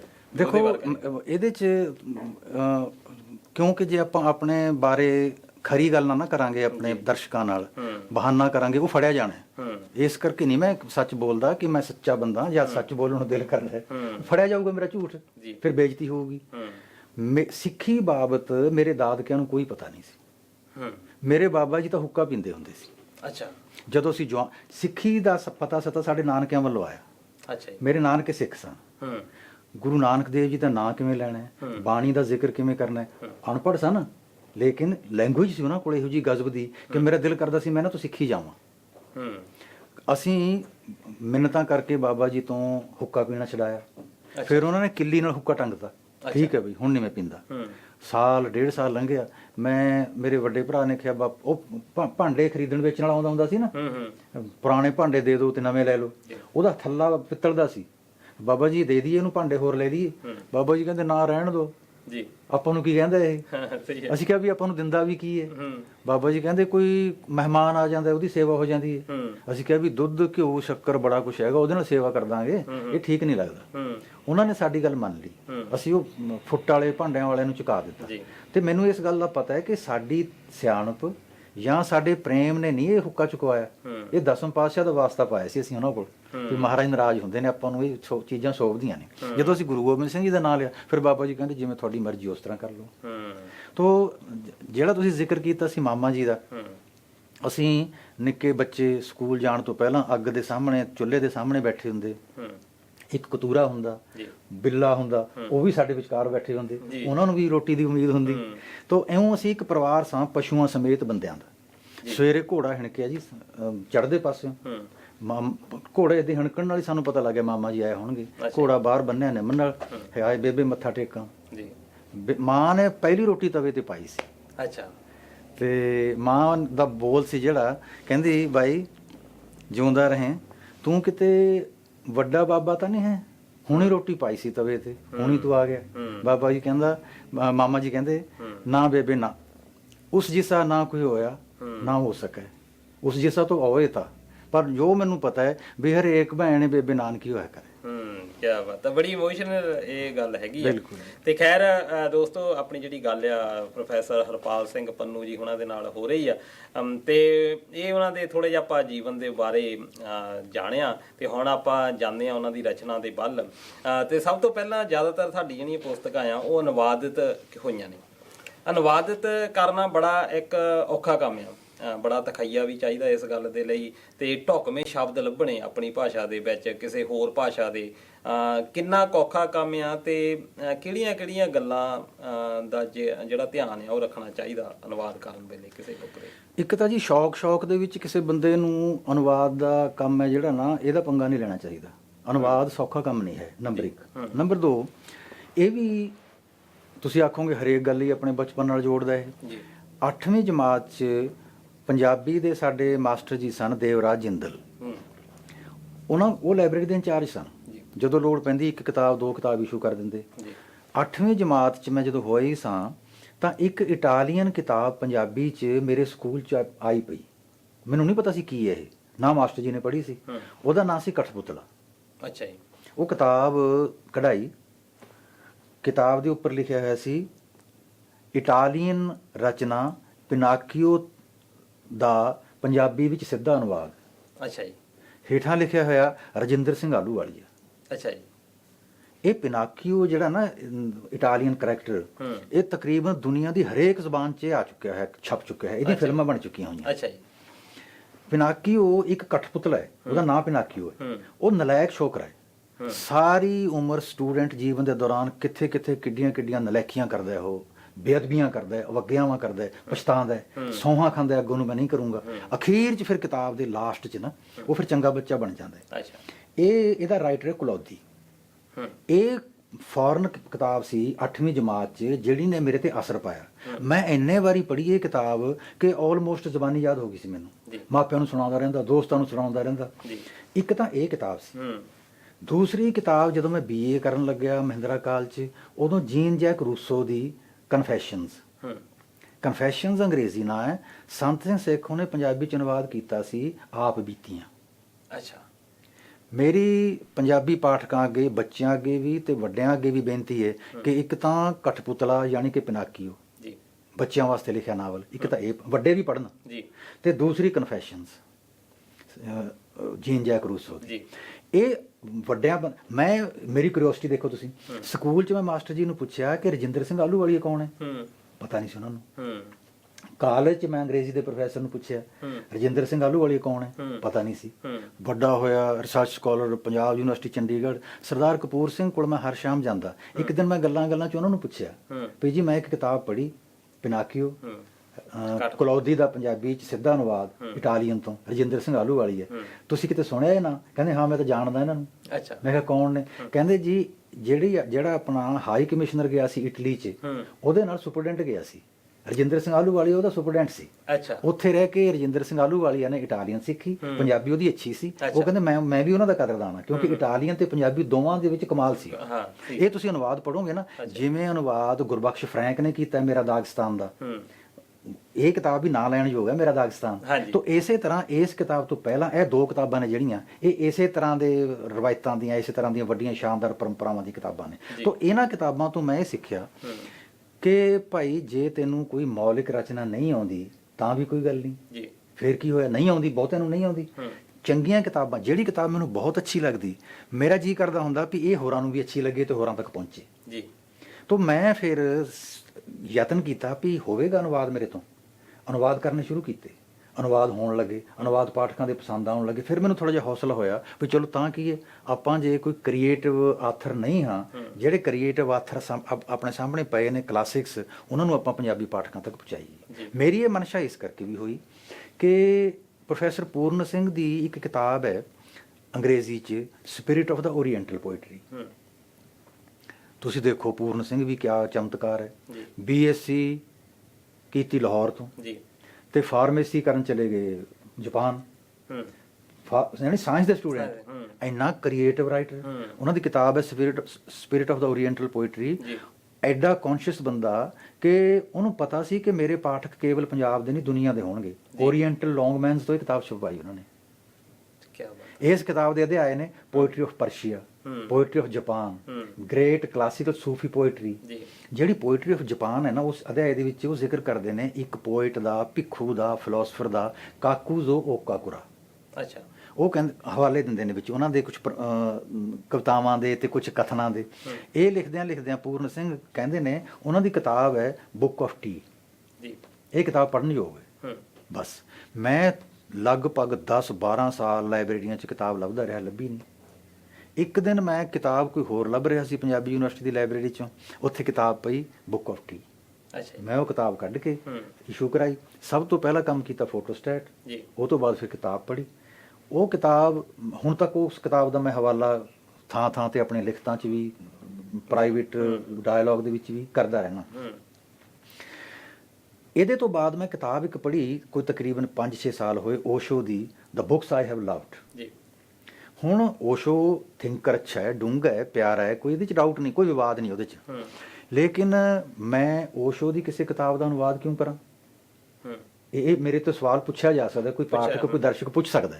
ਉਹ ਇਸ ਕਰਕੇ ਕਿ ਜਿਵੇਂ ਮੈਂ ਇੱਕ ਵੱਡੀ ਕਿਤਾਬ ਦਾ ਟਾਈਟਲ ਪੂਰਨ ਸਿੰਘ ਤੋਂ ਸੁਣਿਆ ਸੀ ਤੇ ਉਹ ਕਿਤਾਬ ਮੈਂ ਪੜ੍ਹ ਲਈ, ਉਹ ਕਿਤਾਬ ਮੇਰੀ ਜ਼ਿੰਦਗੀ ਦਾ ਹਿੱਸਾ ਹੋ ਗਈ। ਇਸੇ ਤਰ੍ਹਾਂ ਜਿਹੜੀਆਂ ਕਿਤਾਬਾਂ ਦਾ ਜ਼ਿਕਰ ਓਸ਼ੋ ਕਰਦਾ ਹੈ, ਉਹ ਐਡੀਆਂ ਸ਼ਾਨਦਾਰ ਕਿਤਾਬਾਂ ਨੇ ਵੀ ਸ਼ਾਇਦ ਪੰਜਾਬੀ ਪਾਠਕਾਂ ਦਾ ਮੇਰੇ ਅਨੁਵਾਦ ਤੋਂ ਬਾਅਦ ਉਹਨਾਂ ਕਿਤਾਬਾਂ ਨੂੰ ਪੜ੍ਹਨ ਦਾ ਮਨ ਬਣੇ। ਮੇਰੀ ਇਹ ਇੱਛਾ ਹੈ ਕਿ ਪਾਠਕ ਉਹਨਾਂ ਕਿਤਾਬਾਂ ਨੂੰ ਪੜ੍ਹਨ ਜਿਹੜੀਆਂ ਕਿਤਾਬਾਂ ਦਾ ਜ਼ਿਕਰ ਬੁੱਕਸ ਆਈ ਹੈਵ ਲਵਡ ਵਿੱਚ ਓਸ਼ੋ ਨੇ ਕੀਤਾ। ਜੀ, ਇਹ ਤੁਸੀਂ ਗੱਲ ਕਰ ਰਹੇ ਹੋ ਓਸ਼ੋਸ ਫੇਵਰੇਟ ਬੁੱਕਸ। ਇਹਦੇ ਵਿੱਚ ਤੁਸੀਂ ਕਾਫੀ ਜਦੋਂ ਕੀਤਾ ਤੇ ਇਹਦੇ ਮਤਲਬ ਇਹ ਆ ਤੁਸੀਂ ਕਾਫੀ ਗਹਿਰਾ ਅਧਿਐਨ ਵੀ ਕੀਤਾ ਓਸ਼ੋ ਦੇ ਬਾਰੇ। ਸਿੱਖੀਜ਼ਮ ਵਿੱਚ ਵੀ ਤੁਹਾਡਾ ਹੈਗਾ ਕਾਫੀ। ਤੁਹਾਨੂੰ ਕੀ ਲੱਗਦਾ, ਕਿਉਂਕਿ ਇਹ ਅੱਜ ਕੱਲ੍ਹ ਇਹ ਸਵਾਲ ਉੱਠ ਰਿਹਾ ਕਿ ਓਸ਼ੋ ਤੇ ਸਿੱਖੀਜ਼ਮ ਕਿੰਨਾ ਨੇੜੇ ਹੈਗਾ, ਕਿਉਂਕਿ ਬਹੁਤ ਵਾਰੀ ਸੋਸ਼ਲ ਮੀਡੀਆ ਦੇ ਉੱਤੇ ਵੀ ਦੇਖਿਆ ਗਿਆ ਇਹ ਕਿ ਇਹਨਾਂ ਨੂੰ ਇੱਕ ਵਿਰੋਧੀ ਤਰ੍ਹਾਂ ਦੇ ਨਾਲ ਡੀਲ ਕੀਤਾ ਜਾਂਦਾ। ਤੁਹਾਨੂੰ ਲੱਗਦਾ ਵੀ ਇਹ ਕਲੋਜ਼ ਹੈਗੇ? ਦੇਖੋ, ਮੈਂ ਕੀ ਹੈ ਕਿ ਮੈਂ ਆ ਫਲਸਫੇ ਦਾ, ਸਾਹਿਤ ਦਾ ਵਿਦਿਆਰਥੀ ਜੀ। ਜਿਵੇਂ ਤੁਸੀਂ ਜ਼ਿਕਰ ਕੀਤਾ ਹੈ, ਇਸ ਤਰ੍ਹਾਂ ਦਾ ਮੈਂ ਅੱਗੇ ਵੀ ਇਹ ਗੱਲਾਂ ਸੁਣੀਆਂ ਨੇ। ਆਪਣੇ ਆਪ ਇੱਕ ਪਾਲਾ ਖਿੱਚ ਦਿੰਦੇ ਨੇ, ਇੱਕ ਪਾਸੇ ਓਸ਼ੋ ਨੂੰ ਖੜਾ ਕਰ ਦੋ, ਦੂਸਰੇ ਪਾਸੇ ਸਿੱਖੀ ਨੂੰ ਖੜਾ ਕਰ ਦੋ, ਐ ਮਰਜ਼ੀ ਦੇ ਟੀਮਾਂ ਬਣਾਉਂਦੇ ਨੇ ਖੁਦ ਤੇ ਫਿਰ ਉਹਨਾਂ ਨੂੰ ਲੜਾਉਂਦੇ ਨੇ ਜੀ। ਇਹ ਐਟੀਟਿਊਡ ਹੈ ਜਿਹੜਾ ਨਾ ਕ੍ਰਿਟਿਕ ਦਾ ਹੁੰਦਾ, ਨਾ ਅਨੁਵਾਦਕ ਦਾ ਹੁੰਦਾ, ਨਾ ਅੱਛੇ ਪਾਠਕ ਦਾ ਹੁੰਦਾ। ਓਸ਼ੋ ਹੈ, ਗੁਰਮਤ ਹੈ। ਲੇਕਿਨ ਜਿਸ ਗੱਲ ਦਾ ਮੈਂ ਕਦਰਦਾਨ ਆ ਓਸ਼ੋ ਦਾ, ਉਹ ਇਹ ਕਿ ਮੈਂ ਤਾਂ ਇਹ ਸੋਚਦਾ ਹੁੰਦਾ ਕਿ ਪੰਜਾਬ 'ਚ ਜਾਂ ਦੁਨੀਆ 'ਚ ਗੁਰਬਾਣੀ ਦਾ, ਸਿੱਖ ਇਤਿਹਾਸ ਦਾ ਕੋਈ ਇਸ ਤਰ੍ਹਾਂ ਦਾ ਵਿਆਖਿਆਕਾਰ ਹੋਵੇ ਜਿਹੋ ਜਿਹਾ ਓਸ਼ੋ ਹੈ। ਇੰਨਾ ਮਿੱਠਾ, ਇੰਨਾ ਡੂੰਘਾ, ਤੇ ਦਿਲ ਤੇ ਤੁਹਾਡੇ ਤੇ ਵਜ਼ਨ ਨਹੀਂ ਪਾਉਂਦਾ। ਉਹ ਆਪਣੇ ਨਾਇਕਾਂ ਨੂੰ ਯਾਦ ਕਰਦਾ ਹੈ, ਉਹ ਸ਼ਾਨਦਾਰ ਤਰੀਕੇ ਨਾਲ। ਮੈਂ ਇੱਕ ਇਨਸੀਡੈਂਟ ਸਿਰਫ ਆਪਣੇ ਸਰੋਤਿਆਂ ਨਾਲ ਸ਼ੇਅਰ ਕਰਾਂਗਾ ਕਿ ਸਾਨੂੰ ਸਿੱਖਣਾ ਚਾਹੀਦਾ ਇਹਨਾਂ ਵੱਡਿਆਂ ਤੋਂ। ਉਹ ਕਹਿੰਦੇ ਨੇ ਕਿ ਅਸੀਂ ਇਹ ਸੁਣਦੇ ਆਏ ਕਿ ਅਰਜਨ ਮਹਾਭਾਰਤ ਦਾ ਯੁੱਧ ਇਸ ਕਰਕੇ ਜਿੱਤ ਗਿਆ ਕਿਉਂਕਿ ਉਹਦਾ ਰਥਵਾਨ ਭਗਵਾਨ ਕ੍ਰਿਸ਼ਨ ਸੀ। ਜਿਹਦਾ ਰਥਵਾਨ ਰੱਬ ਹੋਵੇ ਉਹਨੂੰ ਕੌਣ ਹਰਾਏਗਾ? ਜਿੱਤਣਾ ਹੀ ਸੀ। ਫਿਰ ਓਸ਼ੋ ਲਿਖਦਾ ਹੈ, ਆਖਦਾ ਹੈ ਕਿ ਤੁਹਾਨੂੰ ਹੁਣ ਇਹ ਪਤਾ ਹੈ ਵੀ ਅੱਜ ਕੱਲ੍ਹ ਰਥ ਤਾਂ ਹਨ ਨਹੀਂ, ਅੱਜ ਕੱਲ੍ਹ ਕਾਰਾਂ ਨੇ, ਜੀਪਾਂ ਨੇ। ਜਿਸ ਗੱਲ ਦਾ ਤੁਹਾਨੂੰ ਨਹੀਂ ਪਤਾ, ਮੈਨੂੰ ਪੱਕਾ ਪਤਾ ਹੈ, ਉਹ ਇਹ ਕਿ ਰੱਬ ਕਾਰ ਤੇ ਜੀਪ ਵੀ ਚਲਾਉਣ ਜਾਣਦਾ। ਜੇ ਤੁਸੀਂ ਉਹਨੂੰ ਆਖੋ ਕਿ ਮੇਰਾ ਡਰਾਈਵਰ ਲੱਗ ਜਾ, ਉਹ ਬਹੁਤ ਖੁਸ਼ ਹੋ ਕੇ ਤੁਹਾਡਾ ਡਰਾਈਵਰ ਲੱਗੂਗਾ, ਪਰ ਤੁਸੀਂ ਉਹਨੂੰ ਆਪਣਾ ਡਰਾਈਵਰ ਰੱਖਣਾ ਨਹੀਂ। ਜਦੋਂ ਤੁਹਾਡੀ ਕਾਰ ਦਾ ਡਰਾਈਵਰ ਹੋਏਗਾ ਰੱਬ, ਤੁਸੀਂ ਕਹੋਗੇ ਚੱਲ ਫਲਾਣੀ ਥਾਂ, ਉਹ ਕਹੇਗਾ ਨਹੀਂ ਇੱਥੇ ਨਹੀਂ ਮੈਂ ਲੈ ਕੇ ਜਾਣਾ, ਇਹ ਥਾਂ ਚੰਗੀ ਨਹੀਂ। ਜਿੱਥੇ ਲੈ ਕੇ ਜਾਏਗਾ ਉੱਥੇ ਸੰਕਟ ਖੜਾ ਕਰ ਸਕਦਾ ਹੈ। ਓਸ਼ੋ ਦਾ ਆਖਰੀ ਵਾਕ ਹੈ, ਰੱਬ ਤਿਆਰ ਹੈ ਤੁਹਾਡਾ ਡਰਾਈਵਰ ਲੱਗਣ ਲਈ, ਪਰ ਉਹਨੂੰ ਆਪਣਾ ਰਥਵਾਨ ਰੱਖਣ ਲਈ ਕੋਈ ਅਰਜਨ ਚਾਹੀਦਾ। ਕਿਆ ਬਾਤਾਂ, ਬਹੁਤ ਵਧੀਆ ਹੈ। ਆਪਣੇ ਨਾਇਕਾਂ ਨੂੰ ਐਵੇਂ ਯਾਦ ਕਰੀਦਾ ਹੁੰਦਾ ਹੈ, ਨਹੀਂ ਤਾਂ ਆਪਾਂ ਕ੍ਰੈਡਿਟ ਜਿਹੜਾ ਆ ਕ੍ਰਿਸ਼ਨ ਭਗਵਾਨ ਨੂੰ ਵੀ ਦਿੰਦੇ। ਚਲੋ ਖੈਰ, ਤੁਸੀਂ ਫੈਮਿਨਿਜ਼ਮ ਦੀ ਗੱਲ ਬਹੁਤ ਸਾਰੀਆਂ ਮੈਂ ਦੇਖੀਆਂ ਤੁਹਾਡੀਆਂ ਰਚਨਾਵਾਂ ਕਿ ਇੱਕ ਜੌਨ ਆਰਕ ਦੀ ਤੁਸੀਂ ਗੱਲ ਕਰਦੇ ਹੋ ਤੇ ਫਿਰ ਤੁਸੀਂ ਮਲਾਲਾ ਤੱਕ ਇਹ ਗੱਲ ਲੈ ਕੇ ਜਾਂਦੇ ਹੋ। ਵਿੱਚ ਤਰਤੀਬਵਾਰ ਚੱਲਦੀ ਏ, ਵਿਆਖਿਆ ਚੱਲਦੀ ਏ, ਅਧਿਐਨ ਤੁਹਾਡਾ ਚੱਲਦਾ ਏ। ਇਹ ਔਰਤਾਂ ਦੇ ਪ੍ਰਤੀ ਇੱਕ ਰੁੱਖ, ਉਸਾਰੂ ਪੱਖ ਪੇਸ਼ ਕਰਨਾ, ਇਹ ਤੁਹਾਡੇ ਹਿੱਸੇ ਕਿੱਦਾਂ ਆ? ਦੇਖੋ, ਮੈਂ ਕੋਈ ਜਾਣ ਬੁੱਝ ਕੇ ਚੇਤਨ ਹੋ ਕੇ ਔਰਤਾਂ ਦੇ ਹੱਕ 'ਚ ਲਿਖਣ ਦਾ ਫੈਸਲਾ ਕੀਤਾ ਹੋਵੇ, ਜਾਂ ਔਰਤਾਂ ਮੈਨੂੰ ਮਰਦਾਂ ਨਾਲੋਂ ਬਹੁਤ ਚੰਗੀਆਂ ਲੱਗਦੀਆਂ ਹੋਣ, ਇਸ ਤਰ੍ਹਾਂ ਦਾ ਨਾ ਮੈਨੂੰ ਪਤਾ, ਨਾ ਮੇਰੇ ਸੁਭਾਅ 'ਚ ਇਹ ਕੋਈ ਚੀਜ਼। ਇਹ ਜਿਹੜੀਆਂ ਲਹਿਰਾਂ ਚੱਲਦੀਆਂ ਨੇ, ਫੈਮਿਨਿਜ਼ਮ ਦੀ ਲਹਿਰ ਚੱਲੀ, ਇਕੁਐਲਿਟੀ, ਲਿਬਰਟੀ, ਜੈਂਡਰ ਬਾਇਸ ਤੋਂ ਮੁਕਤੀ, ਇਹ ਮੈਂ ਨਾਅਰੇ ਸੁਣਦਾ ਰਿਹਾ। ਇਹ ਨਾਅਰੇ ਉਦੋਂ ਉੱਠਦੇ ਨੇ ਜਦੋਂ ਔਰਤ ਤੇ ਮਰਦ ਵਿਚਕਾਰ ਪਿਆਰ ਨਾ ਰਹੇ। ਜਿਹਨੂੰ ਮੈਂ ਇੱਕ ਬੱਚੇ ਨੂੰ ਜੇ ਪਿਆਰ ਕਰਦਾ ਨਾ, ਤਾਂ ਉਹ ਬੱਚਾ ਛੋਟਾ ਜਿਹਾ, ਮੈਂ ਉਹਨੂੰ ਮੋਢੇ ਤੇ ਬਿਠਾ ਕੇ ਆਪਣੇ ਸਿਰ ਤੋਂ ਉੱਚਾ ਚੁੱਕੀ ਜਾਂਦਾ। ਇੱਥੇ ਮੈਂ ਕਹੂੰਗਾ ਵੀ ਇਹ ਤਾਂ ਛੋਟਾ ਹੈ, ਇਹਦਾ ਫਰਜ਼ ਹੈ ਕਿ ਮੈਨੂੰ ਸਲਾਮ ਕਰੇ, ਸਤਿ ਸ੍ਰੀ ਅਕਾਲ ਬੁਲਾਵੇ, ਐ ਨਹੀਂ ਹੁੰਦਾ। ਆਪਾਂ ਨੂੰ ਇਹ ਪਤਾ, ਪੂਰਨ ਸਿੰਘ ਦੀ ਪੰਕਤੀ ਕਲਾਸਿਕ ਸੂਤਰ ਹੈ ਆਪਣੇ ਵਾਸਤੇ, ਪੰਜਾਬੀਆਂ ਬਾਬਤ। ਉਹ ਕਹਿੰਦੇ ਨੇ, ਪਿਆਰ ਨਾਲੇ ਕਰਨ ਗੁਲਾਮੀ। ਜਦੋਂ ਪਿਆਰ ਕਰੀਏ ਨਾ, ਫਿਰ ਤਾਂ ਇਹ ਜੀ ਕਰਦਾ ਵੀ ਮੈਂ ਕੰਮ ਆਵਾਂ, ਇਹ ਨਹੀਂ ਮੈਂ ਦੇਖਣਾ ਕਿ ਮੇਰੇ ਸਾਹਮਣੇ ਬੈਠਾ ਮੇਰੇ ਤੋਂ ਛੋਟਾ ਇੱਕ ਵੱਡਾ। ਤਾਂ ਉਸ ਸੂਰਤ ਦੇ ਵਿੱਚ ਇਹ ਪੱਛਮ ਨੇ ਸ਼ੁਰੂ ਕੀਤੀ ਹੈ, ਮੁਕੱਦਮੇਬਾਜ਼ੀ ਹੈ ਇਹ ਫੈਮਿਨਿਜ਼ਮ ਹੈ ਜਿਹੜੀ ਨਾ ਲਹਿਰ। ਜਦੋਂ ਔਰਤਾਂ ਨੇ ਪ੍ਰਤੀਤ ਕੀਤਾ ਕਿ ਸਾਡੇ ਵਿਚਕਾਰ ਤੇ ਮਰਦਾਂ ਵਿਚਕਾਰ ਇੱਕ ਤਰੇੜ ਆ ਗਈ, ਤਰੇੜ ਵੀ ਇਹੋ ਜੀ ਕਿ ਵਿਆਹ ਨਹੀਂ ਕਰਾਉਣਾ, ਆਪਣੇ ਨਾਲ ਇੱਕ ਮਰਦ ਰੱਖ ਲੈਣਾ, ਇੱਕ ਕੰਪੈਨੀਅਨ ਹੈ ਬਸ। ਤਾਂ ਇਹ ਮੁਕੱਦਮੇਬਾਜ਼ੀ ਦਾ ਇਲਾਜ ਇਹੀ ਹੈ ਕਿ ਔਰਤ ਮਰਦ ਨੂੰ ਤੇ ਮਰਦ ਔਰਤ ਨੂੰ ਪਛਾਣੇ। ਦੂਜੀ ਗੱਲ ਇਹ ਕਿ ਔਰਤਾਂ ਜਦੋਂ ਕਹਿੰਦੀਆਂ ਨੇ ਵੀ ਸਾਡੇ ਤੇ ਇਲਜ਼ਾਮ ਲੱਗੇ, ਸਾਨੂੰ ਮਾੜੀਆਂ ਕਿਹਾ ਗਿਆ, ਆਪਣੇ ਕਿੱਸਾਕਾਰਾਂ ਨੇ ਕਿਹਾ ਵੀ ਹੈ, ਇਹ ਮੈਡੀਵਲ ਸੈਂਚੁਰੀ, ਮੈਡੀਵਲ ਤੋਂ ਪੁਰਾਣਾ ਤਕਰੀਬਨ ਸਾਰੇ ਕਲਚਰਸ ਦੇ ਵਿੱਚ ਆਦਮੀ ਨੂੰ ਜਿਸਮਾਨੀ ਤਾਕਤ ਮਿਲ ਗਈ ਨਾ ਵੱਧ, ਉਹ ਔਰਤ ਨੂੰ ਉਹਨੇ ਆਪਣੇ ਅਧੀਨ ਰੱਖਣਾ ਚਾਹਿਆ, ਵਸਤੂ ਦੀ ਤਰ੍ਹਾਂ ਰੱਖਿਆ, ਵਸਤੂ ਦੀ ਤਰ੍ਹਾਂ। ਇਹ ਮਰਦ ਦੀ ਗਲਤੀ ਸੀ। ਲੇਕਿਨ ਔਰਤ ਜਦੋਂ ਉਹਨੂੰ ਪਿਆਰ ਕਰਨ ਦੀ ਥਾਂ ਉਹਦੇ ਨਾਲ ਯੁੱਧ ਕਰਦੀ ਏ, ਤਾਂ ਉਹ ਖੁਦ ਵੀ ਡਿਸਟੈਂਸ ਤੇ ਹੋ ਜਾਂਦੀ ਏ। ਇਹ ਜਿਹੜੇ ਤੁਸੀਂ ਜ਼ਿਕਰ ਕੀਤਾ ਨਾ, ਜਿਹੜੀਆਂ ਔਰਤਾਂ ਦਾ ਮੈਂ ਜੋਨ ਤੋਂ ਮਲਾਲਾ ਤੱਕ ਕਿਤਾਬ 'ਚ ਛਪਵਾਈਆਂ, ਮੇਰੀ ਕੋਈ ਮਨਸ਼ਾ ਨਹੀਂ ਸੀ ਕਿ ਮੈਂ ਔਰਤਾਂ ਤੇ ਵੱਖਰੀ ਕਿਤਾਬ ਲਿਖਣੀ ਹੈ। ਇਨਫੈਕਟ ਵੱਡਿਆਂ ਨਾਇਕਾਂ ਤੇ ਲਿਖਦੇ ਆ, ਮੈਟਰ ਇਕੱਠਾ ਕਰਦੇ ਆ, ਉਹਨਾਂ ਦੇ ਵਿੱਚ ਕੋਈ ਔਰਤ ਆ ਜਾਂਦੀ, ਮੈਨੂੰ ਨਹੀਂ ਫਰਕ ਲੱਗਦਾ ਸੀ, ਮੈਂ ਉਹ ਵੀ ਲਿਖ ਲੈਂਦਾ। ਇਹ 6-7 ਔਰਤਾਂ ਦੀਆਂ ਜੀਵਨੀਆਂ ਇਉਂ ਇਕੱਠੀਆਂ ਹੋ ਗਈਆਂ। ਮੈਂ ਸੋਚਿਆ ਵੀ ਇਹਨਾਂ ਦੀ ਵੱਖਰੀ ਕਿਤਾਬ ਬਣ ਸਕਦੀ ਹੈ।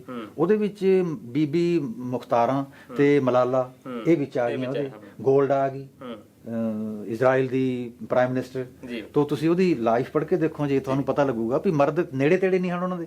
ਔਰ ਐਡੀ ਖਰੀ ਜਦੋਂ ਐਲਾਨ ਹੋਣਾ ਸੀ ਨਾ 1948 ਚ, ਯੂਐਨਓ ਨੇ ਕਰਨਾ ਸੀ ਕਿ ਗਲੋਬ ਦੇ ਉੱਪਰ ਇੱਕ ਨਵਾਂ ਦੇਸ਼ ਆ ਗਿਆ ਇਜ਼ਰਾਈਲ, 5 ਮੁਸਲਮਾਨ ਦੇਸ਼ਾਂ ਨੇ ਘੇਰ ਲਿਆ ਤੇ ਫੈਸਲਾ ਸੀ ਵੀ ਇਸ ਬੱਚੇ ਨੂੰ ਜੰਮਦੇ ਹੀ ਮਾਰਨਾ ਹੈ। ਬਿਨ ਗੁਰੀਓ ਸੀ ਇਹਨਾਂ ਦਾ ਲੀਡਰ। ਬਿਨ ਗੁਰੀਓ ਕਹਿੰਦਾ, ਗੋਲਡਾ ਤੂੰ ਪਿਛੋਕੜ ਤੇਰਾ ਅਮਰੀਕਾ ਦਾ, ਤੂੰ ਪੈਸੇ ਮੰਗ, ਤੈਨੂੰ ਪੈਸੇ ਦੇਣਗੇ, ਜੇ ਮੈਨੂੰ ਦਿੰਦੇ ਹੁੰਦੇ ਮੈਂ ਚਲਾ ਜਾਂਦਾ। ਫਿਰ ਗੋਲਡਾ ਅਮਰੀਕਾ ਗਈ, ਉਹਨੇ ਕਹਿ ਕੇ ਤੋਰੀ ਸੀ $5 ਕਰੋੜ ਤੋਂ ਘੱਟ ਨਹੀਂ ਕੰਮ ਚੱਲਣਾ ਆਪਣਾ। ਗੋਲਡਾ ਅਮਰੀਕਾ ਚ ਗਈ, ਆਪਣੇ ਟੂਰ ਪ੍ਰੋਗਰਾਮ ਛਾਪੇ, ਬੇਸ਼ੁਮਾਰ ਇਕੱਠ ਹੁੰਦੇ ਉੱਥੇ। ਗੱਲਾਂ ਕਿਹੋ ਜਿਹੀ ਕਰਦੀ ਹੁੰਦੀ ਸੀ ਉਹ, ਸਾਨੂੰ ਹਥਿਆਰ ਚਾਹੀਦੇ ਨੇ ਭਾਈਓ, ਅਸੀਂ ਘਿਰ ਚੁੱਕੇ ਹੋਏ ਹਾਂ। ਹਥਿਆਰ ਉਧਾਰ ਕੋ ਦਿੰਦਾ ਨਹੀਂ, ਜੇ ਉਧਾਰ ਤੁਸੀਂ ਦਵਾ ਸਕਦੇ ਹੋ ਦਵਾ ਦਿਓ, ਸਾਨੂੰ ਹਥਿਆਰ ਚਾਹੀਦੇ, ਸਾਨੂੰ ਹਥਿਆਰ ਚਾਹੀਦੇ ਨੇ। ਤੇ ਹਥਿਆਰ ਸਾਨੂੰ ਅਗਲੇ ਸਾਲ ਜਾਂ ਅਗਲੇ ਮਹੀਨੇ ਜਾਂ ਅਗਲੇ ਹਫ਼ਤੇ ਨਹੀਂ ਚਾਹੀਦੇ, ਹੁਣ ਇਸ ਵਕਤ ਇੱਥੇ ਚਾਹੀਦੇ ਨੇ। ਫਿਰ ਕਹਿੰਦੀ, ਜੇ ਮੈਂ ਅਮਰੀਕਾ ਚ ਰਹਿੰਦੀ ਹੁੰਦੀ, ਤੁਸੀਂ ਇਜ਼ਰਾਈਲ ਚ, ਤੇ ਤੁਸੀਂ ਮੇਰੇ ਤੋਂ ਆ ਕੇ ਪੈਸੇ ਮੰਗਦੇ, ਮੈਂ ਤਾਂ ਜਿੰਨੇ ਹੁੰਦੇ ਦੇ ਦਿੰਦੀ, ਮੈਂ ਤਾਂ ਨਹੀਂ ਆਪਣੇ ਕੋਲ ਰੱਖਦੀ ਸੀ। ਫਿਰ ਲੋਕ ਨਾਲੇ ਰੋਈ ਜਾਂਦੇ, ਨਾਲੇ ਬਟੂਏ ਸੁੱਟੀ ਜਾਂਦੇ। 50 ਕਰੋੜ ਰੁਪਈਆ ਡਾਲਰ, 50 ਕਰੋੜ ਡਾਲਰ ਇੱਕ ਮਹੀਨੇ ਚ ਇਕੱਠਾ ਕਰਕੇ ਲਿਆਈ, ਬਿਨ ਗੁਰੀਓ ਨੂੰ ਦਿੱਤਾ। ਬਿਨ ਗੁਰੀਓ ਕਹਿੰਦਾ, ਗੋਲਡਾ ਦੁਨੀਆ ਚ ਰਿਕਾਰਡ ਹੈ, ਇੱਕ ਮਹੀਨੇ ਚ ਇੱਕ ਔਰਤ ਨੇ 50 ਕਰੋੜ ਡਾਲਰ ਇਕੱਠਾ ਕਰ ਲਿਆ। ਗੋਲਡਾ ਕਹਿੰਦੀ, ਮੈਨੂੰ ਆਪਣੀ ਹੈਸੀਅਤ ਤੇ ਸ਼ੱਕ ਨਹੀਂ ਹੈ ਕੋਈ ਗੁਰੀਓ, ਮੈਨੂੰ ਤਾਂ ਦਵਾਨੀ ਨਹੀਂ ਕੋਈ ਦਿੰਦਾ, ਇਜ਼ਰਾਈਲ ਨੂੰ ਦਿੱਤੇ ਨੇ, ਇਜ਼ਰਾਈਲ ਨੂੰ ਦਿੱਤੇ। ਕੀ ਬਾਤ ਹੈ। ਸੋ ਇਹਨਾਂ ਔਰਤਾਂ ਨੂੰ ਮੱਥਾ ਟੇਕਣ ਨੂੰ ਦਿਲ ਨਹੀਂ ਕਰਦਾ ਆਪਣਾ। ਸਹੀ ਹੈ, ਬਿਲਕੁਲ। ਖੈਰ, ਤੁਸੀਂ ਬਹੁਤ ਵਧੀਆ ਪਰਿਭਾਸ਼ਾ ਦਿੱਤੀ ਹੈ ਇੱਕ ਬਰਾਬਰ ਦੇ ਹੱਕਾਂ ਦੀ ਵੀ। ਤੇ ਜਿੱਦਾਂ ਇਹਦੇ ਵਿੱਚ ਅਭਿਲਾਸ਼ਾ ਹੈ ਇੱਕ ਜੌਨ ਦੀ, ਜੇ ਆਪਾਂ ਗੱਲ ਕਰੀਏ, ਕਿ ਗੋਲਡਨ ਦੀ ਵੀ ਆਪਾਂ ਗੱਲ ਕਰੀਏ, ਕਿ ਇੱਕ ਰਾਜ ਦੀ ਪ੍ਰਾਪਤੀ ਆ, ਆਪਾਂ ਉਹਦੇ ਸੰਦਰਭ ਵਿੱਚ ਦੇਖਦੇ ਹਾਂ, ਆਪਣੇ ਖਿੱਤੇ ਵੱਲ ਨੂੰ ਚੱਲਦੇ ਹਾਂ, ਕਿ ਸਿੱਖਾਂ ਦੇ ਵਿੱਚ ਅਜੇ ਵੀ ਇਹ ਜਿਹੜੀ ਪਨਪਦੀ ਆ ਗੱਲ, ਜੋ ਉਹਨਾਂ ਦੇ ਵਿੱਚ ਜੁਝਾਰੂਪਨ ਸੀ ਤੇ ਉਹ ਰਾਜ ਲੈਣ ਦੀ ਅਭਿਲਾਸ਼ਾ ਸੀ ਨਹੀਂ ਹੈ ਜੀ। ਸੀ ਕਿਉਂ? ਪਾਸਟ ਨਹੀਂ ਸੀ, ਅੱਜ ਵੀ ਹੈ ਔਰ ਰਹੇਗਾ ਵੀ, ਕਿਉਂਕਿ ਸਿੱਖਾਂ ਦੀ ਅਰਦਾਸ ਹੈ। ਇਸ ਗੱਲ ਨੂੰ ਮੈਂ ਸੀ ਤਾਂ ਲਾਇਆ ਵੀ ਕਈ ਵਾਰੀ ਸ਼ੱਕ ਦੀ ਨਿਗਾਹ ਨਾਲ ਦੇਖਣ ਲੱਗ ਗਏ। ਨਹੀਂ, ਸ਼ੱਕ ਦੀ ਨਿਗਾਹ ਨਾਲ ਨਹੀਂ। ਜਿਹੜੇ ਗੁਰਮਤ ਨੂੰ ਜਾਣਦੇ ਨੇ ਨਾ, ਗੁਰੂ ਸਾਹਿਬਾਨ ਦੇ ਸੁਭਾਅ ਤੋਂ ਵਾਕਿਫ ਨੇ, ਪੰਥ ਦੇ ਸੁਭਾਅ ਤੋਂ ਵਾਕਿਫ ਨੇ, ਉਹ ਜਾਣਦੇ ਨੇ ਕਿ ਅਰਦਾਸ ਦੇ ਵਿੱਚ ਰਾਜ ਕਰੇਗਾ ਖਾਲਸਾ, ਆਖੀ ਰਹੇ ਨਾ ਕੋਈ, ਇਹ ਤਾਂ ਸਵੇਰ ਸ਼ਾਮ ਗੁਰਦੁਆਰਿਆਂ 'ਚ ਹੁੰਦਾ ਹੈ। ਤਾਂ ਰਾਜ ਕਰਨਾ ਰਾਜ ਕਰਨ ਦੀ ਇੱਛਾ ਰੱਖਣਾ ਇਹ ਕੋਈ ਕ੍ਰਾਈਮ ਤਾਂ ਨਹੀਂ ਹੈ। ਸਿੱਖਾਂ ਨੇ ਜੇ ਇਹ ਚਾਹੇ, ਮੋਰਓਵਰ ਇਹ ਹੈ ਕਿ ਮੈਂ ਤੁਹਾਡੇ ਸਾਹਮਣੇ ਵਾਅਦੇ ਕਰੀ ਜਾਵਾਂ ਕਿ ਜੇ ਮੈਨੂੰ ਤੁਸੀਂ ਰਾਜ ਦੇ ਦਿਓ ਤਾਂ ਮੈਂ ਆਹ ਕਰਾਂਗਾ, ਵਾਹ ਕਰਾਂਗਾ, ਤੁਹਾਨੂੰ ਮੇਰੇ ਤੇ ਸ਼ੱਕ ਕਰਨ ਦਾ ਹਰ ਹੱਕ ਹੈ। ਲੇਕਿਨ ਅੱਧੀ ਸਦੀ ਦੇ ਕਰੀਬ ਜਦੋਂ ਸਿੱਖਾਂ ਨੇ ਮਹਾਰਾਜਾ ਰਣਜੀਤ ਸਿੰਘ ਵੇਲੇ ਰਾਜ ਕੀਤਾ ਸੀ ਤਾਂ ਇਸ ਖਿੱਤੇ ਨੂੰ ਇਨਸਾਫ ਮਿਲਿਆ ਸੀ। ਸਿੱਖਾਂ ਨੇ ਸਾਬਤ ਕੀਤਾ ਸੀ ਕਿ ਜਦੋਂ ਸਾਡੇ ਕੋਲ ਰਾਜ ਆਇਆ ਅਸੀਂ ਇਹ ਨਹੀਂ ਦੇਖਿਆ ਕਿ ਇਹ ਮੁਸਲਮਾਨ ਹੈ, ਇਹ ਹਿੰਦੂ ਹੈ, ਇਹ ਸਿੱਖ ਹੈ, ਨਾ ਬਰਾਬਰ ਨੇ, ਰੱਬ ਦੇ ਜੀ ਨੇ। ਤੁਸੀਂ ਮੈਂ ਮਹਾਰਾਜਾ ਰਣਜੀਤ ਸਿੰਘ ਤੇ ਲੇਖ ਲਿਖੇ ਗੌਤਮ ਤੋਂ ਤਾਸਕੀ ਤੱਕ, ਤੁਸੀਂ ਪੜ੍ਹ ਕੇ ਦੇਖੋ। ਉਹਦੇ 'ਚ ਰਾਦਰ ਮੈਨੂੰ ਛੇੜਛਾੜ ਵੀ ਕਰਦੇ ਨੇ ਕਈ ਦੋਸਤ। ਇੱਕ ਮੇਰਾ ਦੋਸਤ ਕਹਿੰਦਾ ਮੈਂ ਤੇਰਾ ਲੇਖ ਪੜ੍ਹ ਕੇ ਹਟਿਆ ਰਣਜੀਤ ਸਿੰਘ ਵਾਲਾ। ਮੈਂ ਕਿਹਾ ਕਿਵੇਂ ਲੱਗਿਆ? ਉਹ ਕਹਿੰਦਾ ਕੋਈ ਨੁਕਸ ਨਹੀਂ ਸੀ ਰਣਜੀਤ ਸਿੰਘ 'ਚ। ਮੈਂ ਕਿਹਾ ਹੈਗੇ ਸੀ। ਫਿਰ ਤੂੰ ਲਿਖਿਆ ਨਹੀਂ ਕੋਈ? ਮੈਂ ਕਿਹਾ ਕੋਈ ਸਿਫਤ ਨਹੀਂ ਸੀ? ਕਹਿੰਦੇ ਹੈਗੀਆਂ ਸੀ। ਮੈਂ ਕਿਹਾ ਤੁਸੀਂ ਲਿਖੀ ਨਹੀਂ ਕੋਈ। ਵੀ ਜੇ ਤੁਸੀਂ ਥੋੜੀ ਜਿਹੀ ਸਿਫਤਾਂ ਲਿਖ ਦਿੰਦੇ ਨਾ ਮੈਂ ਵੀ ਨੁਕਸ ਲਿਖ ਦੇਣੇ ਸੀ। ਹੁਣ ਬੈਲੈਂਸ ਤਾਂ ਹੋਊਗਾ, ਤੁਸੀਂ ਔਗਣੀ ਔਗਣ ਲਿਖ ਦਿੱਤੇ, ਮੈਂ ਗੁਣੀ ਗੁਣ ਲਿਖ ਦੂੰਗਾ। ਤੇ ਤੁਹਾਨੂੰ ਲੱਗਦਾ ਵੀ ਜਿਹੜਾ ਜੌਨ ਵਾਲਾ ਕਿਰਦਾਰ ਆ ਉਹ ਆਪਣੇ ਵਿੱਚ ਹੈਗਾ ਅਜੇ ਵੀ? ਨਹੀਂ, ਆਪਣੇ ਵਿੱਚ ਐ ਨਹੀਂ। ਤੁਸੀਂ ਦੇਖੋ ਤਾਂ ਸਹੀ ਆਪਣੇ 'ਚ ਹੁਣ ਮਾਈ ਭਾਗੋ ਦਾ ਕਰੈਕਟਰ ਦੇਖੋ ਤੁਸੀਂ। ਇੱਕ ਪਾਸੇ 40 ਮਰਦ ਨੇ, ਅਰ ਨਾਲੇ ਐ ਥੋੜਾ ਹੋ ਗਿਆ ਸੀ ਵੀ ਇੱਕ ਦਿਨ ਉਹਨਾਂ ਦੇ ਮਨ 'ਚ ਹੌਲ ਜਿਹਾ ਪੈ ਗਿਆ ਵੀ ਜੀ ਮਹਾਰਾਜ ਇਸ ਤਾਂ ਚੱਲੇ। ਐ ਨਹੀਂ, ਭੁੱਖਾਂ ਪਿਆਸਾਂ, ਦੁਸ਼ਮਣ ਦਾ ਘੇਰਾ, ਜਾਨ ਕਿਹਨੂੰ ਪਿਆਰੀ ਨਹੀਂ ਹੁੰਦੀ। ਲੰਮਾ ਸਮਾਂ ਕਸ਼ਮਕਸ਼ ਚੱਲੀ ਵੀ ਆਪਾਂ ਸਾਰੇ ਚੱਲੀਏ। ਮਹਾਰਾਜ ਨੇ ਕਿਹਾ ਵੀ ਨਹੀਂ ਜਾਣਾ, ਯੁੱਧ ਕਰਾਂਗੇ ਤੇ ਜੇ ਮਰਨਾ ਪੈ ਗਿਆ ਤਾਂ ਮਰ ਜਾਾਂਗੇ। ਕੁਝ ਹਿੱਸਾ ਸੀ ਜਿਹਨੂੰ ਇਹ ਇੱਛਾ ਸੀ ਕਿ ਜੇ ਜਿਉਂਦੇ ਰਹੀਏ ਤਾਂ ਜ਼ਿਆਦਾ ਠੀਕ ਨਹੀਂ। ਆਖਰ 'ਚ ਫਿਰ ਇਹ ਕਿੰਨੇ ਦੇਰ ਬਾਅਦ ਵਾਪਰਿਆ ਭਾਣਾ, ਇਸ ਤਰ੍ਹਾਂ ਦੀ ਤਾਂ ਆਪਣੇ ਕੋਲ ਨਹੀਂ ਹੈ ਕੋਈ ਹਿਸਾਬ ਕਿਤਾਬ। ਲੇਕਿਨ ਹੋਇਆ ਇਹ, ਮਹਾਰਾਜ ਨੇ ਕਿਹਾ ਵੀ ਠੀਕ ਹੈ ਭਾਈ, ਫਿਰ ਜੇ ਤੁਸੀਂ ਜਾਣਾ ਹੈ ਤਾਂ ਲਿਖ ਕੇ ਦੇ ਜੋ ਵੀ ਆਪਣਾ ਕੋਈ ਰਿਸ਼ਤਾ ਨਹੀਂ, ਤੁਸੀਂ ਮੇਰੇ ਸਿੱਖੀ ਨਹੀਂ, ਲਿਖ ਕੇ ਦੇ ਗਏ ਤੁਸੀਂ। ਇਹ ਸਾਖੀ ਜਦੋਂ ਮੈਂ ਪੜ੍ਹਦਾ ਨਾ, ਪੜ੍ਹਦਿਆਂ ਜਾਂ ਇਹਦੇ ਬਾਰੇ ਲਿਖਦਿਆਂ ਮੇਰੇ ਹੱਥ ਕੰਬਣ ਲੱਗ ਜਾਂਦੇ ਨੇ ਵੀ ਗੁਰੂ ਨੂੰ ਸਾਹਮਣੇ ਹੋਏ ਕਹਿਣਾ ਵੀ ਸਾਡਾ ਕੋਈ ਤਾਲੁਕ ਨਹੀਂ, ਸਾਡਾ ਕੋਈ ਰਿਸ਼ਤਾ ਹੀ ਨਹੀਂ, ਤੁਸੀਂ ਸਾਡੇ ਗੁਰੂ ਨਹੀਂ, ਅਸੀਂ ਸਿੱਖ ਨਹੀਂ। ਇਹ ਬਹੁਤ ਔਖਾ ਕੰਮ, ਇਹ ਬਹੁਤ ਔਖਾ ਬੰਦਾ। ਤੇ ਆਪਾਂ ਤਾਂ ਅੱਜ ਗੁਰੂ ਸਾਡਾ ਜੇ ਮੰਨ ਲਈ ਨਾ ਵੀ ਗੁਰੂ ਗੈਰ ਹਾਜ਼ਰ ਹੈ ਸਾਡਾ, ਅੱਜ ਵੀ ਨਹੀਂ ਆਪਣਾ ਦਿਲ ਕਰਦਾ ਇਹ ਕਹਿਣ ਨੂੰ। ਉਦੋਂ ਤਾਂ ਸਾਹਮਣੇ ਸੀ, ਤੋ ਆ ਗਏ ਜੀ ਵਾਪਸ। ਮਾਈ ਭਾਗੋ ਵਾਲਾ ਪ੍ਰਸੰਗ ਆਪਾਂ ਨੂੰ ਪਤਾ ਹੈ। ਹੁਣ ਇਹਦੇ 'ਚ ਇੱਕ ਚੀਜ਼ ਐਡ ਕਰੀਏ ਆਪਾਂ, ਇਹ ਸਾਖੀ ਬਹੁਤ ਡੂੰਘੀ ਹੈ। ਸਿੱਖ ਨੂੰ ਇਹ ਪਤਾ ਨਹੀਂ ਲੱਗਦਾ ਵੀ ਮੈਂ ਦੂਰ ਜਾ ਸਕਦਾ ਕਿ ਨਾ, ਉਹਨੂੰ ਲੱਗਦਾ ਜਾ ਸਕਦਾ। ਗੁਰੂ ਬਾਬਾ ਜਾਣਦਾ ਹੈ ਕਿ ਇਹਨਾਂ ਨੂੰ ਇੰਨਾ ਪਿਆਰ ਕੀਤਾ ਹੈ, ਭਲਾ ਦੇਖਦੇ ਕਿੰਨੀ ਕੁ ਦੂਰ ਜਾਣਗੇ, ਦੇਖਦੇ ਕਿੰਨੀ ਕੁ ਦੇਰ ਤੱਕ ਦੂਰ ਜਾਣਗੇ। ਬਿਲਕੁਲ। ਕੁਝ ਛੁਪਾ ਕੀ ਨਹੀਂ ਰੱਖਿਆ, ਧਨ ਦੌਲਤ ਦੀ ਗੱਲ ਛੱਡੋ, ਪਰਿਵਾਰ ਨਹੀਂ ਛੁਪਾਇਆ ਉਹਨਾਂ ਨੇ ਸਿੱਖਾਂ ਤੋਂ। ਮਾਈ ਭਾਗੋ ਨੂੰ ਜਦੋਂ ਪਤਾ ਲੱਗਿਆ, ਉਹਨਾਂ ਦਾ ਕਿਰਦਾਰ ਆਪਾਂ ਨੂੰ ਪਤਾ ਲੱਗਿਆ। ਹੁਣ ਮੈਂ ਅਕਸਰ ਆਪਣੀ ਕਲਾਸ 'ਚ ਬਾਹਰ ਜ਼ਿਕਰ ਕਰਦਾ ਹੁੰਦਾ ਵੀ ਮਾਈ ਭਾਗੋ, ਗੁਰੂ ਗੋਬਿੰਦ ਸਿੰਘ ਜੀ ਨੇ ਅਧਿਐਨ ਕੀਤਾ ਵੈਦਿਕ ਕਥਾਵਾਂ ਦਾ, ਸਾਰੀਆਂ ਪੁਰਾਣ ਕਥਾਵਾਂ ਦਾ। ਹਿੰਦੂ ਮਤ 'ਚ ਵੈਦਿਕ ਸਾਹਿਤ ਦੇ ਵਿੱਚ ਬਹੁਤ ਸਾਰੀਆਂ ਹੋਣਹਾਰ ਔਰਤਾਂ ਹੋਈਆਂ। ਗਾਰਗੀ ਵੇਦ ਰਚਨਾ ਕੀਤੀ, ਦਮਯੰਤੀ ਹੈ, ਫਿਰ ਸੀਤਾ ਹੈ, ਮਾਂ ਕੁੰਤੀ ਹੈ, ਵੱਡੇ ਕਿਰਦਾਰ ਦੀਆਂ ਔਰਤਾਂ ਨੇ। ਲੇਕਿਨ ਗੁਰੂ ਗੋਬਿੰਦ ਸਿੰਘ ਜੀ ਨੂੰ ਚੰਡੀ ਜਾਂ ਦੁਰਗਾ ਚੰਗੀ ਲੱਗਦੀ ਹੈ। ਕਿਉਂ? ਵਾਰੀਅਰ ਹੈ ਉਹ, ਜੰਗਬਾਜ਼ ਹੈ। ਇਕੱਲੀ ਜੰਗਬਾਜ਼ ਵੀ ਨਹੀਂ, ਹਾਰਿਆ ਹੋਇਆ ਇੰਦਰ ਜੰਗਲ 'ਚ ਬੰਦਗੀ ਕਰਦੀ ਦੁਰਗਾ ਕੋਲ ਜਾਂਦਾ ਹੈ। ਮੇਰੇ ਤੋਂ ਧਰਤੀ ਤਾਂ ਖੋਹ ਲਈ ਦਾਨਵਾਂ ਨੇ, ਹੁਣ ਸਵਰਗ ਖੋਣ ਲੱਗੇ ਨੇ। ਉਹ ਕਹਿੰਦੇ ਮੈਂ ਤੇਰੀ ਮਦਦ ਕਰੂੰਗੀ। ਬੈਣ ਸੁਣਨ ਦੀ ਦੁਰਗਾ ਹੱਸੀ ਹੜਹੜਾਏ, ਉਹੀ ਸੀ ਮੰਗਾਇਆ ਰਾਖਸ਼ ਭਖਣਾ। ਸ਼ੇਰ ਜਿਹੜਾ ਰਾਖਸ਼ਾਂ ਨੂੰ ਖਾ ਜਾਂਦਾ ਸੀ ਉਹ ਮੰਗਵਾਇਆ ਸਵਾਰੀ ਵਾਸਤੇ। ਯੁੱਧ ਹੋਇਆ। ਹੁਣ ਜੇ ਉਹ ਆਮ ਔਰਤ ਹੁੰਦੀ ਤਾਂ ਅਰਜਨ ਤਾਂ ਹਾਰਿਆ ਬੈਠਾ ਸੀ, ਦੈਂਤਾਂ ਨੂੰ ਦੁਰਗਾ ਨੇ ਹਰਾਤਾ, ਫਿਰ ਉਹ ਧਰਤੀ ਤੇ ਸਵਰਗ ਤੇ ਆਪ ਰਾਜ ਕਰਦੀ। ਆਪ ਨਹੀਂ ਕੀਤਾ। ਇੰਦਰ ਨੂੰ ਧਰਤੀ ਦਾ ਤੇ ਸਵਰਗ ਦਾ ਰਾਜ ਦਵਾ ਕੇ ਜੰਗਲਾਂ 'ਚ ਬੰਦਗੀ ਕਰਨ ਫੇਰ ਚਲੀ ਗਈ। ਇਹ ਰੋਲ ਮਾਡਲ ਗੁਰੂ ਗੋਬਿੰਦ ਸਿੰਘ ਜੀ ਨੇ ਲੈ ਲਿਆ। ਤੇ ਮਾਈ ਭਾਗੋ ਦਾ ਕਿਰਦਾਰ ਹੈ ਜਿਹੜਾ ਨਾ, ਉਹ ਇੰਸਪੀਰੇਸ਼ਨ ਚੰਡੀ ਦੀ ਵਾਰ 'ਚੋਂ ਲੈਂਦਾ। ਫਿਰ ਇਸ ਤਰ੍ਹਾਂ ਦੇ ਮਾਡਲ ਪੈਦਾ ਹੁੰਦੇ ਨੇ। ਤੇ ਉਹ ਔਰਤ ਜਿਹੜੀ ਘਰ ਬੈਠੀ ਸੀ, ਉਹ 40 ਮਰਦਾਂ ਨੂੰ ਲੀਡ ਕਰ ਰਹੀ ਹੈ। ਪਹਿਲਾਂ ਉਹ ਬਚਣ ਵਾਸਤੇ ਗਏ ਸੀ, ਹੁਣ ਸਾਰਿਆਂ ਨੂੰ ਪਤਾ ਕਿ ਮਰਨ ਵਾਸਤੇ ਚੱਲੇ, ਮਰ ਗਏ। ਫਿਰ ਤੁਸੀਂ ਦੇਖੋ ਉਹ ਸਿੱਖ ਜਿਨ੍ਹਾਂ ਨੇ ਲਿਖ ਕੇ ਦਿੱਤਾ ਸੀ ਤੁਸੀਂ ਸਾਡੇ ਗੁਰੂ ਨਹੀਂ, ਅਸੀਂ ਤੁਹਾਡੇ ਸਿੱਖ ਨਹੀਂ, ਉਹ ਸਾਡੀ ਅਰਦਾਸ ਸ਼ਾਮਲ ਹੋ ਗਈ। 40 ਪੰਜਾਂ ਪਿਆਰਿਆਂ 40 ਮੁਕਤਿਆਂ, ਪੰਜਾਂ ਪਿਆਰਿਆਂ 4 ਸਾਹਿਬਜ਼ਾਦਿਆਂ 40 ਮੁਕਤਿਆਂ, ਹਠੀਆਂ ਜਪੀਆਂ ਤਪੀਆਂ, ਜਿਨ੍ਹਾਂ ਨੇ ਨਾਮ ਜਪਿਆ ਵੰਡ ਛਕਿਆ।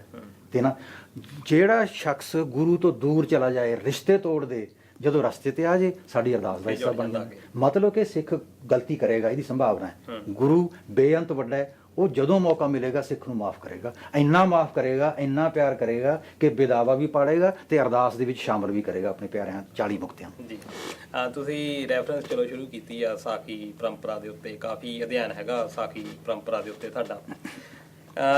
ਇਹਦੇ ਬਾਰੇ ਵੀ ਕਿਹਾ ਜਾਂਦਾ, ਵੈਸੇ ਤਾਂ ਜਿਹੜਾ ਆਪਣਾ ਇਤਿਹਾਸ ਆ ਇੱਕ ਸਾਖੀ ਪਰੰਪਰਾ ਰਾਹੀਂ ਤਾਂ ਸਾਡੇ ਤੱਕ ਪਹੁੰਚਿਆ, ਪਰ ਫਿਰ ਮੈਂ ਉਹੀ ਇੱਕ ਦੁਹਰਾ ਕਰ ਦਵਾਂ ਕਿ ਫਿਰ ਇਹਨੂੰ ਸ਼ੱਕ ਨਾਲ ਦੇਖਿਆ ਜਾਂਦਾ, ਖਾਸ ਤੌਰ ਤੇ ਜਿਹੜੀ ਭਾਈਵਾਲਾ ਵਾਲੀ ਸਾਖੀ ਹੈਗੀ ਆ। ਤੁਹਾਨੂੰ ਕੀ ਲੱਗਦਾ ਹੈ ਕਿ ਜਿਹੜੀ ਸਾਖੀ ਪਰੰਪਰਾ ਤੇ ਨਾਲ ਜ਼ਿਕਰ ਥੋੜਾ ਜਿਹਾ ਕਰੋ ਉਦਾਸੀ ਪੰਥ ਤੇ ਨਿਰਮਲੇ ਜਿਨ੍ਹਾਂ ਨੇ ਕਾਫੀ ਇਸ ਦੇ ਵਿੱਚ ਕੰਮ ਕੀਤਾ, ਸਾਖੀਆਂ ਦੇ ਰਾਹੀਂ ਜਿਹੜਾ ਗੌਰ ਇਤਿਹਾਸ ਸੀ ਉਹ ਸੰਗਤ ਤੱਕ ਪਹੁੰਚਦਾ ਕੀਤਾ, ਉਹਨਾਂ ਦਾ ਕਿੱਥੇ ਤੱਕ ਯੋਗਦਾਨ ਰਿਹਾ?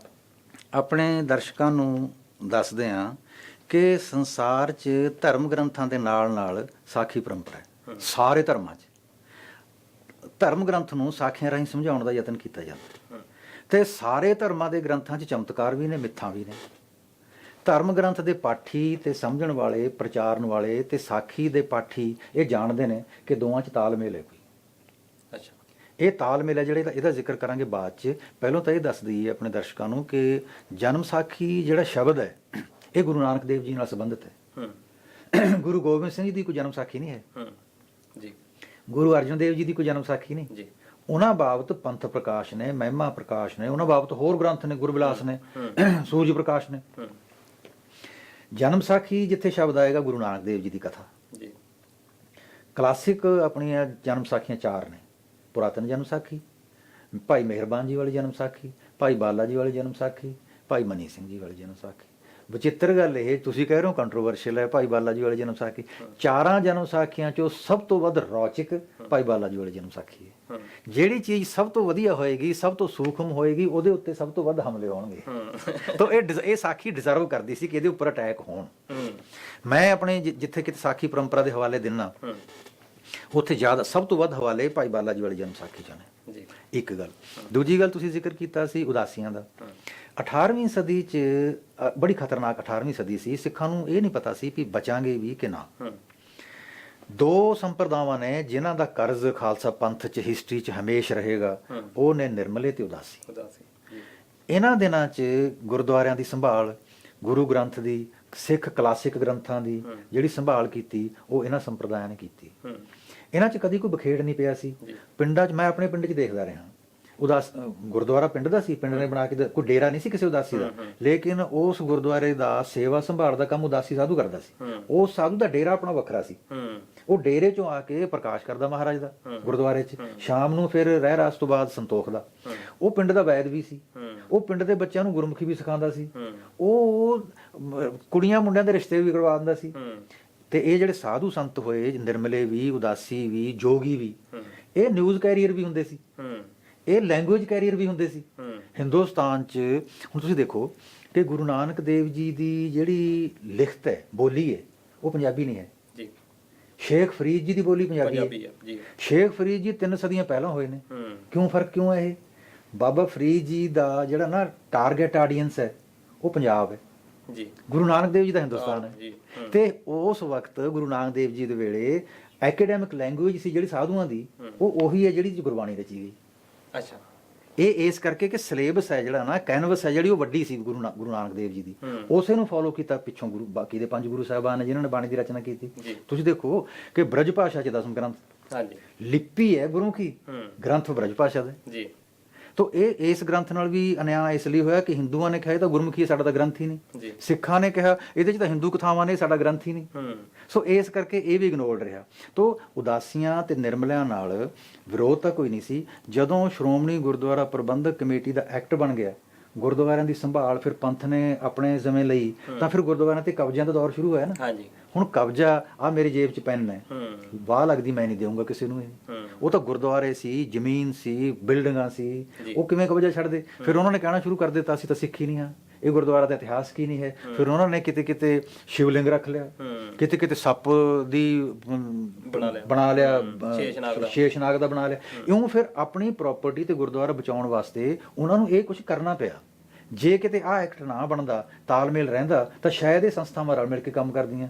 ਹੁਣ ਵੀ ਆਪਾਂ ਉਮੀਦ ਕਰੀਏ ਵੀ ਇਹ ਡਿਸਟੈਂਸ ਤੇ ਨਾ ਜਾਣ। ਇਹ ਸਾਡੀਆਂ ਇਤਿਹਾਸਕ ਪਰੰਪਰਾਵਾਂ ਨੇ, ਬਹੁਤ ਵੱਡੀਆਂ ਪਰੰਪਰਾਵਾਂ ਨੇ। ਤੇ ਇਤਿਹਾਸ ਦੇ ਵਿੱਚ ਆਪਣੇ ਦਰਸ਼ਕਾਂ ਨੂੰ ਦੱਸ ਦਈਏ, ਪ੍ਰਮਾਣ ਦੇਣ ਦਾ ਹੁਣ ਇਸ ਵਕਤ ਇੰਨਾ ਵਕਤ ਨਹੀਂ ਆਪਣੇ ਕੋਲ, ਕਿ ਸਾਰੇ ਗੁਰੂ ਸਾਹਿਬਾਨ ਨੇ 6ਵੇਂ ਪਾਤਸ਼ਾਹ ਤੱਕ ਬਾਬਾ ਸ੍ਰੀ ਚੰਦ ਜੀ ਦੇ ਦਰਸ਼ਨ ਵੀ ਕੀਤੇ ਤੇ ਸਤਿਕਾਰ ਵੀ ਕੀਤਾ। ਉਹਦੇ ਤੋਂ ਸੰਕੇਤ ਇਹ ਮਿਲਦਾ ਹੈ ਕਿ ਜਦੋਂ ਗੁਰੂ ਸਾਹਿਬਾਨ ਸਤਿਕਾਰ ਕਰ ਰਹੇ ਨੇ ਬਾਬਾ ਸ੍ਰੀ ਚੰਦ ਜੀ ਦਾ, ਤਾਂ ਸੰਗਤ ਕਿਉਂ ਨਾ ਕਰੇ, ਖਾਲਸਾ ਪੰਥ ਕਿਉਂ ਨਾ ਕਰੇ। ਬਿਲਕੁਲ। ਕਈ ਵਾਰੀ ਗੱਲਾਂ ਜਿਹੜੀਆਂ ਆ ਉਹ ਆਪਾਂ ਘੋਖ ਪੜਤਾਲ ਨਹੀਂ ਕਰਦੇ, ਸੁਣੀਆਂ ਸੁਣਾਈਆਂ ਕਰਦੇ ਆ, ਜਿਹਦੇ ਕਰਕੇ ਕਈ ਵਾਰੀ ਦਵੰਧ ਪੈਦਾ ਹੁੰਦਾ। ਤੇ ਖੈਰ 1984 ਬੜਾ ਕਾਲਾ ਦੌਰ ਰਿਹਾ ਤੇ ਤੁਸੀਂ ਹੰਢਾਇਆ ਵੀ ਆ। ਥੋੜਾ ਜਿਹਾ ਉਹਦੇ ਬਾਰੇ ਜ਼ਰੂਰ ਦੱਸੋ ਕਿ ਕਿਹੋ ਜਿਹਾ ਉਹ ਦੌਰ ਸੀ, ਕੀ ਉਹ ਤੋਂ ਬਚਿਆ ਜਾ ਸਕਦਾ ਸੀ? ਦੇਖੋ, ਸਿੱਧੀ ਗੱਲ ਨਹੀਂ ਉਸ ਦੌਰ ਬਾਰੇ ਹੋ ਸਕਦੇ। ਮੈਨੂੰ 2 ਮਿੰਟ ਦਿਓਗੇ ਜੇ ਮੈਂ ਰਤਾ ਦੱਸ ਦੇਵਾਂ ਜੀ ਕਿ ਮੈਂ 10ਵੀਂ ਜਮਾਤ 'ਚ ਪੜ੍ਹਦਾ ਸੀ। ਮੇਰਾ ਇੱਕ ਜਮਾਤੀ, ਉਹਦੇ ਮਾਪੇ ਚੌਂਕ ਮਹਿਤਾ ਸੰਤ ਬਾਬਾ ਕਰਤਾਰ ਸਿੰਘ ਜੀ ਕੋਲ ਜਾਇਆ ਕਰਦੇ ਸੀ।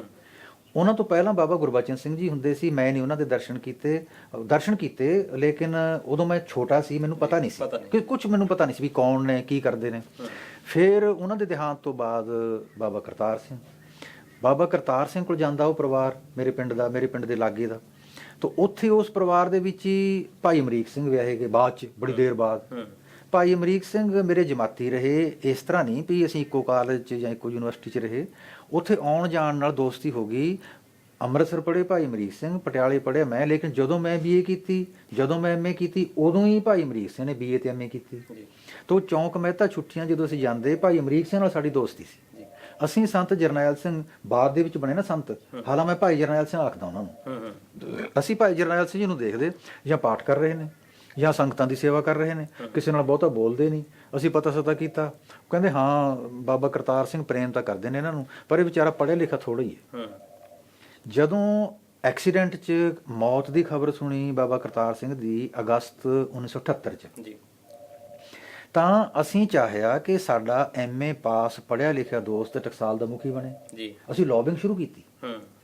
ਤੁਸੀਂ ਅਮਰੀਕ ਸਿੰਘ ਹੋਣਾ ਚਾਹੁੰਦੇ ਸੀ? ਹਾਂ, ਅਮਰੀਕ ਸਿੰਘ ਚਾਹੁੰਦਾ ਸੀ, ਮੇਰਾ ਦੋਸਤ ਸੀ, ਮੇਰੇ ਦੋਸਤਾਂ ਦਾ ਦੋਸਤ, ਮੇਰੇ ਦੋਸਤਾਂ ਦਾ ਰਿਸ਼ਤੇਦਾਰ ਵੀ। ਤੋ ਬੀਬੀ ਹਰਮੀਤ ਕੌਰ ਦੀ ਭੂਆ ਤੇ ਫੁੱਫੜ ਮੇਰੇ ਪਿੰਡ, ਐ ਨਿੱਜੀ ਸਾਂਝ ਹੀ ਬਣ ਗਈ। ਅੱਛਾ, ਟਕਸਾਲ ਕੀ ਹੁੰਦੀ ਹੈ, ਇਹਦਾ ਕੀ ਕਰਨਾ ਹੈ, ਫਿਊਚਰ 'ਚ ਕੀ ਬਣੂਗਾ, ਇਹ ਨਹੀਂ ਸਾਨੂੰ ਕੁਝ ਪਤਾ ਸੀ। ਸਾਨੂੰ ਇੰਨਾ ਸੀ ਵੀ ਬਹੁਤ ਵੱਡੀ ਸੰਸਥਾ ਹੈ, ਟਕਸਾਲ ਦੇ ਮੁਖੀ ਦਾ ਆਦਰ ਹੈ, ਸਾਡਾ ਮਿੱਤਰ ਟਕਸਾਲ ਦਾ ਮੁਖੀ ਹੋਊਗਾ ਤਾਂ ਸਾਡਾ ਵੀ ਆਦਰ ਹੋਊਗਾ। ਇਸ ਤਰ੍ਹਾਂ ਇੱਕ ਪਰਸਨਲ ਜੀ ਗਰਜ਼ ਸੀ ਉਹ ਸਾਡੀ।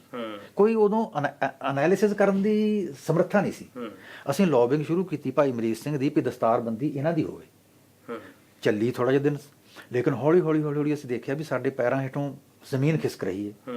ਲਗਾਤਾਰ ਸੰਗਤ ਟਕਸਾਲ ਸੰਤ ਜਰਨੈਲ ਸਿੰਘ ਵੱਲ ਝੁਕ ਰਹੀ ਹੈ। ਅਸੀਂ ਥੱਕ ਹਾਰ ਕੇ, ਮੈਂ ਸੰਖੇਪ ਕਰਾਂ ਗੱਲ, ਇਹ ਬੈਠ ਗਏ। ਆਖਰੀ ਦਿਨ ਜਿਸ ਦਿਨ ਦਸਤਾਰਬੰਦੀ ਹੋਣੀ ਸੀ, ਅਸੀਂ 5-7 ਮਿੱਤਰ ਸਿਰਫ ਇਹ ਦੇਖਣ ਲਈ ਪਹੁੰਚੇ ਉੱਥੇ ਕਿ ਕੋਈ ਨਾ ਕੋਈ ਬੋਲ ਸਟੇਜ ਤੇ ਜਾ ਕੇ ਜਰਨੈਲ ਸਿੰਘ ਨੂੰ ਬੋਲਣਾ ਤਾਂ ਪਊਗਾ। ਜਿਹੜੇ ਦਸਤਾਰਾਂ ਲੈ ਕੇ ਆਏ ਨੇ, ਸੰਪਰਦਾਵਾਂ, ਜਥੇਬੰਦੀਆਂ, ਧੰਨਵਾਦ ਤਾਂ ਕਰਨਾ, ਕੁਛ ਨਾ ਕੁਛ ਕਮੈਂਟ ਤਾਂ ਕਰਨਾ। ਕਦੀ ਬੋਲਿਆ ਤਾਂ ਹੈ ਨਹੀਂ, ਇਹਨੂੰ ਆਉਂਦਾ ਤਾਂ ਹੈ ਨਹੀਂ ਕੁਛ, ਕੀ ਕਹੂਗਾ। ਅਸੀਂ ਤਾਂ ਉਹ ਹੈ ਨਾ ਸ਼ੇਰ, ਥੀ ਖਬਰ ਗਰਮ ਕਿ ਗਾਲਿਬ ਕੀ ਉੜेंगे पुर्जे, देखने हम भी गए ਤਮਾਸ਼ਾ ਨਾ ਹੁਆ। ਯਾਨੀ ਤਮਾਸ਼ਾ ਦੇਖਣ ਗਏ ਸੀ, ਉਹ ਤਮਾਸ਼ਾ ਹੋਇਆ ਨਹੀਂ। ਹੋਇਆ ਕਿ ਇੰਨੀਆਂ ਸੰਪਰਦਾਵਾਂ, ਇੰਨੀਆਂ ਦਸਤਾਰਾਂ, ਪੰਜਾਬ ਸਰਕਾਰ ਪਹੁੰਚੀ ਹੋਈ, ਬਾਦਲ ਸਾਹਿਬ ਪਹੁੰਚੇ ਹੋਏ ਬਤੌਰ ਮੁੱਖ ਮੰਤਰੀ। ਮੈਂ ਕਦੀ ਕਦਾਈ ਗੱਲ ਕਿਤੇ ਭੁੱਲ ਨਾ ਜਾਵਾਂ, ਨੋਟ ਆਪਣੇ ਸਾਹਮਣੇ ਨੋਟਸ ਰੱਖ ਲੈਣਾ। ਸੰਤ ਜਰਨੈਲ ਸਿੰਘ ਨੇ ਕਦੀ ਨੋਟਸ ਨਹੀਂ ਰੱਖੇ ਸੀ ਆਪਣੇ ਕੋਲ। ਅਖੀਰ 'ਚ ਬਾਦਲ ਸਾਹਿਬ ਬੋਲੇ। ਬਾਦਲ ਸਾਹਿਬ ਨੇ ਕਿਹਾ ਕਿ ਦਮਦਮੀ ਟਕਸਾਲ ਦਾ ਸਾਡੇ ਮਨ 'ਚ ਬੜਾ ਸਤਿਕਾਰ ਹੈ। ਇਹ ਟਕਸਾਲ ਪੰਜਾਬ ਸਰਕਾਰ ਤੋਂ ਕੁਝ ਮੰਗਣਾ ਚਾਹੇ ਮੰਗੇ, ਮੈਂ ਹੁਣੇ ਐਲਾਨ ਕਰਾਂਗਾ ਦੇਣ ਦਾ। ਸੰਤ ਕਰਤਾਰ ਸਿੰਘ ਕਲਾਸੀਕਲ ਰਾਗਾਂ 'ਚ ਕੀਰਤਨ ਕਰਨ ਨੂੰ ਪਸੰਦ ਕਰਦੇ ਸਨ, ਕੀਰਤਨ ਸੁਣਨਾ ਪਸੰਦ ਕਰਦੇ ਸਨ। ਕੋਈ ਸੰਗੀਤ ਦਾ ਵਿਦਿਆਲਾ ਉਹਨਾਂ ਦੇ ਨਾਂ 'ਤੇ ਖੋਲ੍ਹਣਾ ਹੋਵੇ, ਮੰਗਣ ਸੰਤ ਜਰਨੈਲ ਸਿੰਘ, ਮੈਂ ਐਲਾਨ ਕਰਾਂਗਾ ਪੰਜਾਬ ਸਰਕਾਰ ਵੱਲੋਂ, ਹੁਣੀ ਦਿਆਂਗਾ, ਇੱਥੇ ਸਟੇਜ 'ਤੇ ਐਲਾਨ ਕਰਕੇ ਜਾਵਾਂ। ਇਹ ਗੱਲਾਂ ਹੋਈਆਂ ਤੇ ਸਾਰਿਆਂ ਦਾ ਸ਼ੁਕਰਾਨਾ। ਇੱਕ ਵੀ ਸ਼ਖਸ ਨਹੀਂ ਭੁੱਲੇ ਹਨ। ਵਾਕ ਬਣਤਰ ਦੇ ਵਿੱਚ ਕਿਤੇ ਨੁਕਸ ਨਹੀਂ ਸੀ।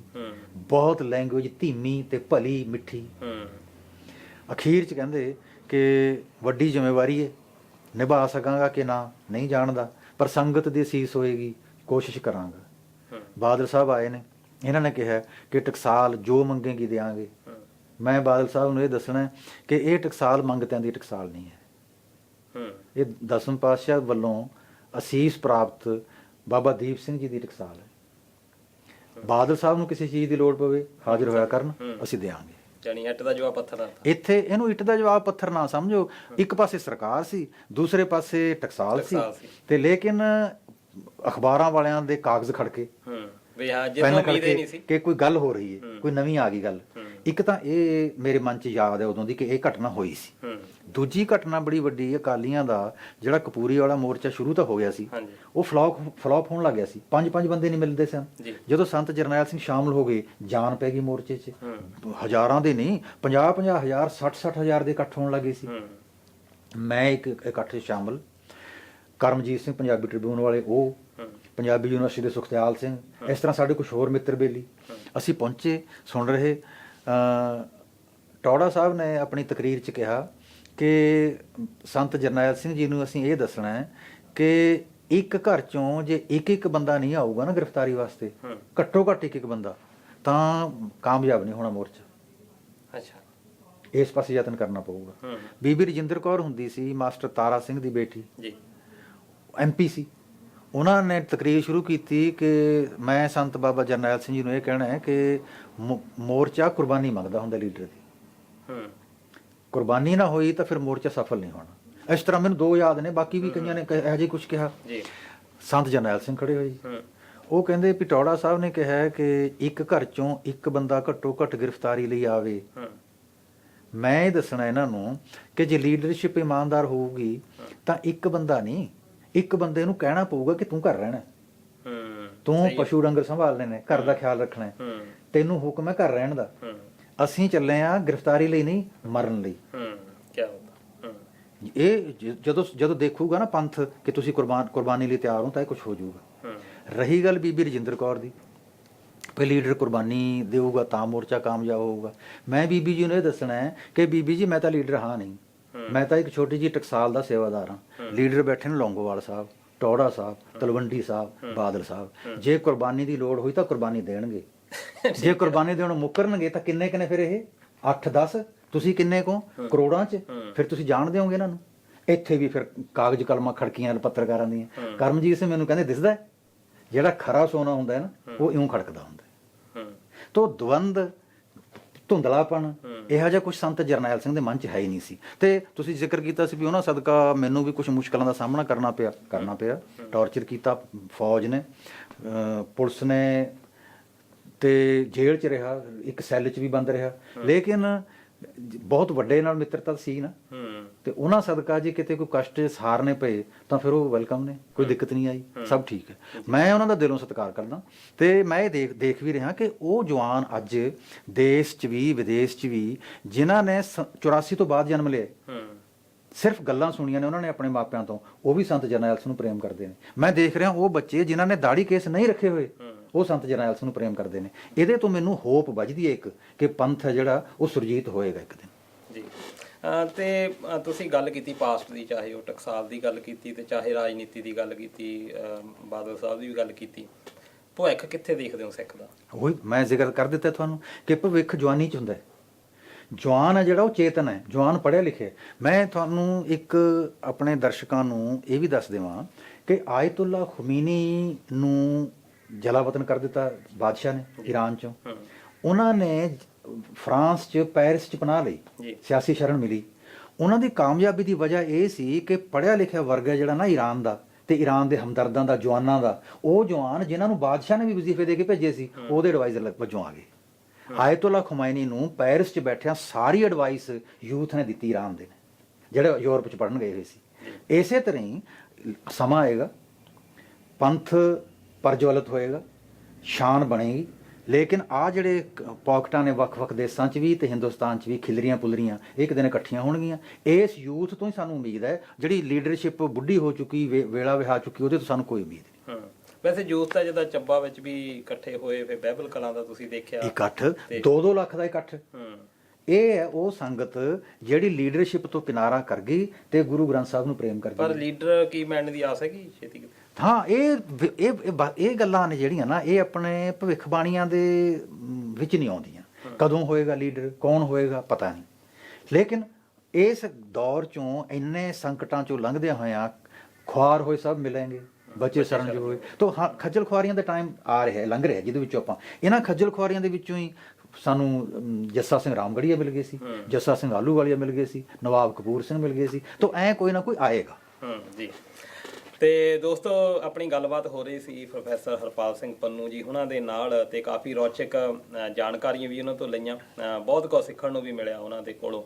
ਤੇ ਉਮੀਦ ਕਰਦੇ ਹਾਂ ਕਿ ਅੱਗੇ ਤੋਂ ਵੀ ਇੰਡੋਜ਼ ਟੀਵੀ ਦੇ ਨਾਲ ਰਾਬਤਾ ਜਿਹੜਾ ਉਹਨਾਂ ਦਾ ਬਣਿਆ ਰਹੇਗਾ। ਤੇ ਤੁਹਾਡਾ ਸਾਰਿਆਂ ਦਾ, ਦੋਸਤਾਂ ਦਾ ਬਹੁਤ ਬਹੁਤ ਧੰਨਵਾਦ। ਤੇ ਪੰਨੂ ਸਾਹਿਬ ਤੁਹਾਡਾ ਬਹੁਤ ਬਹੁਤ ਸ਼ੁਕਰਾਨਾ ਜੀ ਸਾਰਿਆਂ ਦਾ, ਤੁਹਾਡੇ ਪ੍ਰਤੀਕਰਮ ਦੀ ਉਡੀਕ ਰਹੇਗੀ ਜੀ। ਤੇ ਬਹੁਤ ਬਹੁਤ ਧੰਨਵਾਦ ਤੁਹਾਡਾ। ਸਤਿ ਸ੍ਰੀ ਅਕਾਲ। ਸਤਿ ਸ੍ਰੀ ਅਕਾਲ ਜੀ।